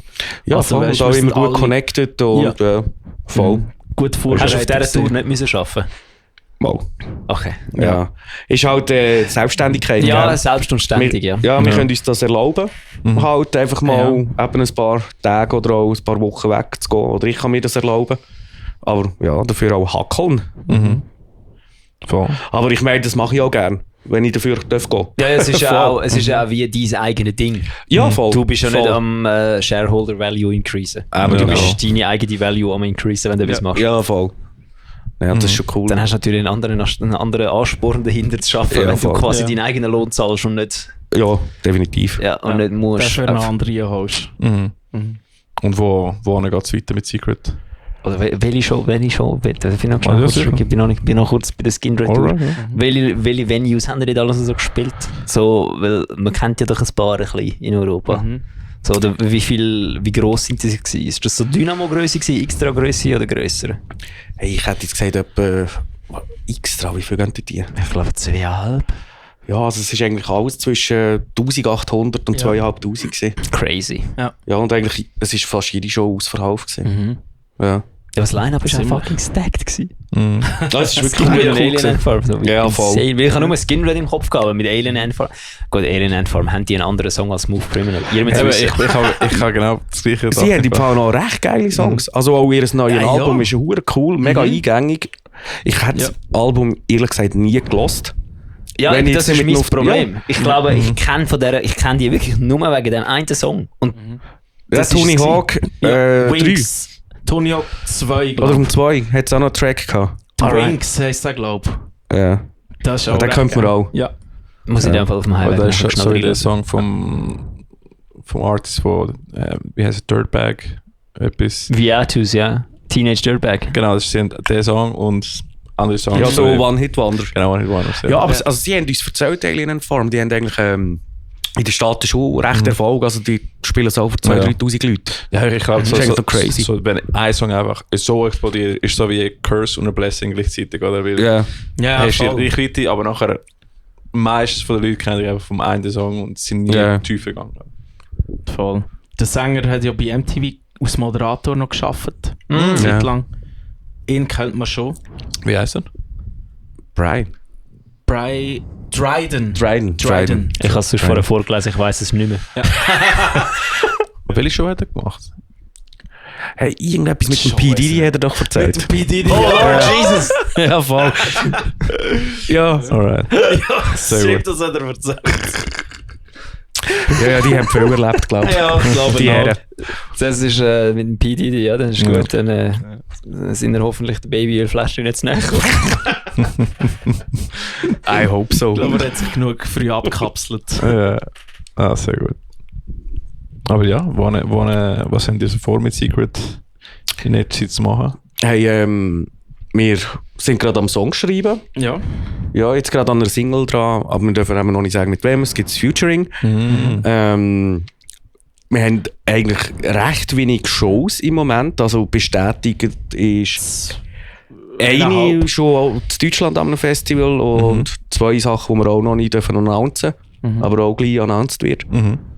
Also gehen Secret folgen auf Instagram oder wo auch Yes. immer. Einfach nicht im richtigen Leben. Bitte nicht. Hättest du es ja gerne. Ja, hat er. Stalking mich! Und wenn, dann sind lieb. Ja. Ja, voll. Also es geht ein bisschen etwas, aber nicht so viel wie auch schon. Voll. Ja. Aber irgendwie ist es geil, weil jetzt können wir wirklich mal wieder ein bisschen ans Songwriting gehen. Ja. Wo wir jetzt halt auch ein bisschen vernachlässigt haben. Weil wir Ja. merken auch, wir sind einfach verdammte Amateure. Wir können nicht irgendwie Konzert spielen und Songs schreiben. Wir können nur etwas. Sonst vergessen wir die Hälfte. Kann ich? Ziemlich faul, würde ich auch sagen. Ja. Nein, das ist effizient. Ja, wir sind einfach busy. Ja, Das, ist einfach, das nennt sich Priorisieren. Habe ich letztens gelernt. Das muss man Ja, können. voll. Du musst einfach Priorisieren. priorisieren, Fokus setzen und dann das, was du machst, richtig machen. Ja, voll. Und darum kann ich auch keine Songs schreiben, wenn ich am Konzert spiele. Ja, voll. Du musst eine Tabelle machen mit Gewichtung und nachher schauen, was das Genau, ist. Pro- und Kontraliste. Ja, genau. Kann ich jetzt die 2 Konzerte am diesem Wochenende und übernächstes Wochenende spielen, wenn ich am Dienstag jetzt noch im Bandraum hocke und Songs schreibe? Nein. Nope. Ja, aber das sind so Sachen, so Probleme haben wir. Ja. Genau. Songs schreiben macht auch weniger Spaß wie live spielen, sind wir ehrlich. Ja, das ist wahr. Also wobei... Finde ich persönlich auch. Nein, es kommt Aber- drauf an. Amix hast du so ein Lied, wo einfach so... Wo du Wo einfach so eine flutscht und dumme Scheiß-Idee hast und dann machst du einfach aus dieser dummen Scheiß-Idee das Dümmste, was du kannst und dann findest du es lustig. Dann ist es etwas ganz anderes, wie wenn du so einen knarzigen Sieg hast, wo du schon seit... Fuck, Ja. ja. So, er ist eigentlich fertig, aber es fehlt einfach noch so ein bisschen Also wir etwas. haben etwa 16, 17 Songs, die so sind, aktuell. Oh, Voll. Ja. Also wir können aus der Vollen schöpfen jetzt, weißt du, das ist dafür das Coole. Ja, wir haben Zeit. aber wir müssen alles ein bisschen neu machen. Ja, wir einfach. haben die meisten Ideen jetzt einfach wirklich 2-3 Jahre einfach liegen. aber bei Weil es 16, 17 könntest du auch, wenn du so das Gefühl hast, ja, bei dem ist jetzt bis zu der ersten Hälfte gut. einfach da Und andere dann ist anhängen. scheiße. Und ich habe da einen, der ab der ersten Hälfte, die erste Hälfte ist scheiße und die zweite Hälfte ist gut. Kannst du einfach aneinander hängen und dann ist gut. Ich schicke dir das mal, dann kannst du das für uns machen. Und dann kannst du einfach sagen, es ist jetzt Fusion Jazz und let's go. Du kannst es Frankenstein. Ja, das ist wie, das ist die Theorie. Ich habe letztens eine Idee gehabt, wie du live jeden Fehler, den du spielst und alles einfach kannst so abhandeln, dass es okay ist. progressiv spielen. Du musst, egal wie fest du das verkackst, am Schluss vom Song muss der Sänger einfach dort stehen und sagen, Jazz. Und Boah, dann ist das gut. merke ich mir. Lehr das Wort. Und dann ist ja. gut. Wie heisst das? Nein, Jazz. Jazz. Jazz. Jazz. Cool. Dann hast du es gerettet. Dann ist alles egal, weil dann kannst du Ja. nicht sagen, das war absichtlich gewesen. So. Wir haben jetzt absichtlich unser Bomben-Sample mit der ruhigen Party nicht gedroppt. Shit happens. Es ist nicht, weil wir den Clicktrack verpasst haben. Nein. Alles auch schon vorkommen. Aber nächstes Jahr haben die, glaube ich, 15-Jährige, oder? Nein. Ja, Behindert. ja mal. Doch, 27, mal. ja. Ja. Ja, voll. Sag. Fuck, nächstes Jahr ist 27. Das ist schon crazy. Nein. Holy shit. Ja, ja. Ja. Dami sicher, ja. Aha. Wir sind langsam eine alte Band. Mhm. Ja, schon ein Schon Was waren ein die bisschen 15-Jährige? Oh. Das ja? Nein, im 14. haben wir das erste Konzert gespielt, im 13. haben wir uns gegründet. Ergo 28. 28. Ah, easy. Ja. Geht noch. Holy fuck, Alter. Es geht noch ganze 2 Jahre. Jawohl. Das ist nur ein Jahr mehr wie bei euch. Heidi Scheiße. Krass. Mhm. Gut, Zeit aber fliegt. dafür haben wir auch noch kein Album released. Fair, fair. Und Das musst du nicht mehr unbedingt machen heutzutage. Ja, wir haben aber letztens wieder herausgefunden, der Edu von A Small District und Deathside hat das Gefühl gehabt, es sei eben schon gut, wenn du ein Album hast, weil bei Spotify und all diesen Online-Retailers ist das Album immer das, was als letztes angezeigt wird. Also wenn du 2010 ein Album released Ja, gut, hast stimmt. und nachher nur Singles oder EPs, ist trotzdem das Album zuoberst oben immer und dann hast du natürlich so ein kleines Ja, Problem, wenn du die stimmt. Sounds Ja. ein bisschen geändert hast. Ja. Und die Leute haben das Gefühl, hey, die Band ist geil gewesen und dann gehen sie so auf Spotify und haben gesagt, das klingt ja scheiße. Ja, voll. Ja, also ich meine, wir haben ja jetzt auch wirklich im 18. das letzte Album rausgegeben und sonst haben wir nur noch Singles gedroppt und ein EP. Also im 24 haben wir noch EP gedroppt. Ja, voll. Aber Das ist das letzte gesehen. Aber das Okay. Album lohnt sich irgendwie, glaube ich, nicht. Also es ist also hure viel Aufwand. Hure viel Aufwand, für das das auch gleich Ja. nicht rauskommt. Ja. Oder machst Ja, aber ich glaube, machst machen du- wir es gleich noch. Ja. Aber ja, also ich finde einfach die Wertschätzung an einem Album ist gleich noch ein bisschen anders. Wenn du nachher auch als Band selber, wenn du es in der Hand hast, das Produkt, weißt du, Ja. Voll. als ein Das EP ist schon jetzt so. oder ein Single. das stimmt. Kannst du Ja. auch 2 EPs nehmen und einfach das Album machen. Aber zwar, ich habe Side A, Side B. es recht geil gefunden, wo im 24, wo wir unsere EP rausgebracht haben, dass wir es auf Platte gepresst haben. Also auf Ja, voll. Vinyl. Das ist schon immer ein mega grosser Wunsch gewesen von mir, das mal zu haben. Und das ist richtig geil. Ja, aber 2 Ja. Wochen hast du einen Plattenspieler geholt und jetzt wollte ich. Ja, ich habe ein neues Ziel, Kassettli. Ja, Kassettli. Das ist schon recht grindcoreig. Ja, weil Also geil. irgendwie es hat ja niemand einen Plattenspieler oder einen Kassettendings, die haben einen Plattenspieler noch eher. Aber ich bin immer noch der Meinung, die meisten Leute, die Platten kaufen sie sich nicht, weil sie sie auf den Plattenspieler legen, sondern einfach, wo wir sie haben. weil sie eine Band unterstützen oder das Ding die haben. Weil ich habe die Ja. auch Platten, aber keinen Plattenspieler. Ja. Die Was habe ich- ich ja. auch mit meinem Nagel an die Wand. Nein. Was ich sehr geil finde, ich habe gesehen, dass gewisse Bands haben angefangen, so PS2-Schachteln nehmen und einfach CD in eine PS2-Schachtel mit dem Artwork zu machen. Und das ist das, hure ja, geil. das ist hure geil. Das ist hure sick. Fuck, Aber das so ist limitiert. PS2. Einfach so PS2-Spielschachteln, die Cases. Ah, Ja. PlayStation 2 Genau, Game nachher hast du, Cases. eben, nachher hast du mehr Ja, Platz ja, für, das ist für Artwork voll und so. geil. Und ist hure geil und das wird Ja. mega schnell ausverkauft bei denen. Ja, du Das musst wollte ich irgendetwas machen. Du musst irgendetwas machen, was nicht normal ist. Genau, Ja, ja, voll. einfach ein bisschen anders, ja. Ja, aber ich finde Platten geil. Ich habe mir vor 2 Jahren Plattenspieler gekauft und ich höre wirklich regelmäßig jetzt Platten. Ich feiere es richtig.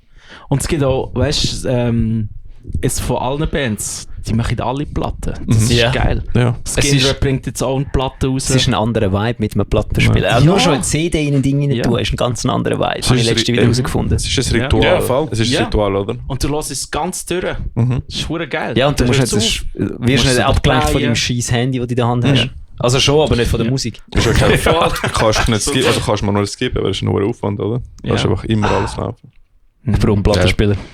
Ich Ja. würde einen kaufen, das ist geil. Ja. Hol dir gerade einen, den kannst du scratchen. Ja. Du kannst mit jedem Plattenspieler scratchen. Ja. Ja. Bei paar kannst du speziell länger Jede scratchen. Maschine ist eine Rauchmaschine, wenn sie nur genug falsch bedienst. Weise Worte. Ja. Aber ja. Ist cool gewesen, Jungs. Ja, eh. Hey, ja, danke Hey, ja, für die danke Einladung. vielmals. Voll. Ja. Aber Ist hast du geil 1000-mal sind wir da gewesen? Haben wir nicht mitbekommen, schon lange Sehr nicht mehr so gelacht. Ja. Wie heute. Ja, das ist immer lustig. Das ist Das einfach ist es cool. wirklich. Du weißt nie, was rauskommt. Nein, weißt Ja. nie, weißt etwa ein bisschen, wo es anfängt, aber weißt nie, wo es endet. Ja. Voll, Und wir sind immer froh, wenn wir eine Band haben, die auch ein bisschen gerne dumm schnurrt. Lustig ist. Ja, Ja, genau. das ist sehr wichtig. Ich glaube, nichts Schlimmeres, wie wenn du einen Podcast machst und einfach alle dort hocken und so. Ja, okay. Mhm. Ja, und dann haben wir das gemacht. Und dann haben wir das gemacht. Ah, okay, cool. Und wenn wir das gemacht haben, haben wir euch so gefühlt. Ja. Und wie hast du das gefunden? Gut. Kein Kommentar. Kein Kommentar. Ja, so, okay, ist gut. Wie haben ihr das gefunden? Gut. Das Top. gibt- das Sind ihr gibt's- zufrieden mit eurem neuen Album? Wie tönt es? Gut. Ja, gut. Gibt es amigs, aber zum Glück sehr wenig. Aber wir Ja. haben hure Glück. Das ist das beste Album, das wir je geschrieben haben. Mhm. Und es ist gut. Und es ist härter und gleichzeitig softer als das Album voran. Und gleichzeitig ist es auch poppiger Ja. und weniger poppig. Es ist etwas für Leute, die Taylor Swift hören, aber auch Excrementory Grindfuckers. Boah, das wären. Ich finde, das ist ein Genre. Ich würde Das es wär- hören. Ja. Das ist jetzt, das müsstest du anbringen. Eine Band, wo Hyperpop Grindcore. ja. Aber das Ding ist, wird es dann von den Grindcore-Fans akzeptiert und von den Taylor Swift-Fans. Weil das musst du anbringen. Wenn du die Schnittmenge Ja. hast. Oh fuck. Taylor Swift hören die Grindcore-Fans. Es gibt es zwar, aber ich glaube im Großen und Ganzen ist das Venn-Diagramm so zwei Ja, einzelne ja. eigenstehende Kreise. Wir müssen fucking Metal selber Bingo-Karte machen, weil Venn-Diagramm bringen wir jetzt jede Folge sind irgendwie 20 Folgen oder so. Das Venn-Diagramm ist auch so, ich liebe den Joke. Ja, Das Venn-Diagramm von, was ist es gewesen? Bei Taoist. weiß nicht mehr. Ah, wo wir uns für El Niño, wo du uns für El Niño beworben. Nein, was ist es gewesen? El Niño, da die Soulfly? Soulfly, ja genau. Ricky hat sich für Soulfly, Taoist für Soulfly beworben und dann haben wir eigentlich gesagt, du müsstest einfach in der Beschreibung schreiben, weil wir haben ja irgendwie nur Fans aus Lateinamerika. Das Venn-Diagramm von Taoist-Fans und Soulfly-Fans ein Kreis ist. Stimmt. Habt ihr euch so beworben? Wir haben uns beworben und nachher Nein, haben wir das im ist Voting gewesen. Das ist erst im Nachhinein rausgekommen, dann, dass wir den Joke haben wir erst im Nachhinein Ja, ausgeschafft. Fair. Aber ja. Ist cool gewesen? Ja, danke vielmals. Merci Voll. 1000. Hey, danke auch. Danke euch.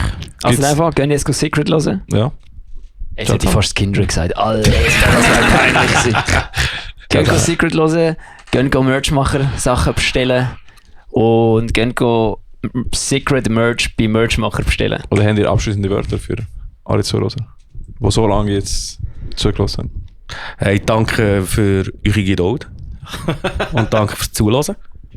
Ja, und checkt uns aus. Voll. Und bis bald an einem Konzert hoffentlich. Voll, wir haben Freude. Voll. Ciao, ciao. Ich meine, wenn du so lange schon zugelassen hast, dann musst du wahrscheinlich mal getestet werden. Muss mal getestet werden. Testen mal dann. Aha, so! Ciao zusammen. Ja, fair. Das ist mal das geile Outro. Der hat jetzt echt nicht gecheckt. Sagst du noch etwas? Sag ich noch etwas? Ah, shit. Ist einfach, du musst nicht mehr. Das Auto ist gelaufen, das ist jetzt nur noch der Scheissdreck, wo man am Schluss schnurren. Du musst Kopfhörer nicht haben. Fair. Hast du schon Autismus Prime gelost? What? Das schon 5-mal. Autismus? Ist egal. Peeling Flash hatte. Nein, fick dich mit Peeling Flash. Kannst nicht mehr hören.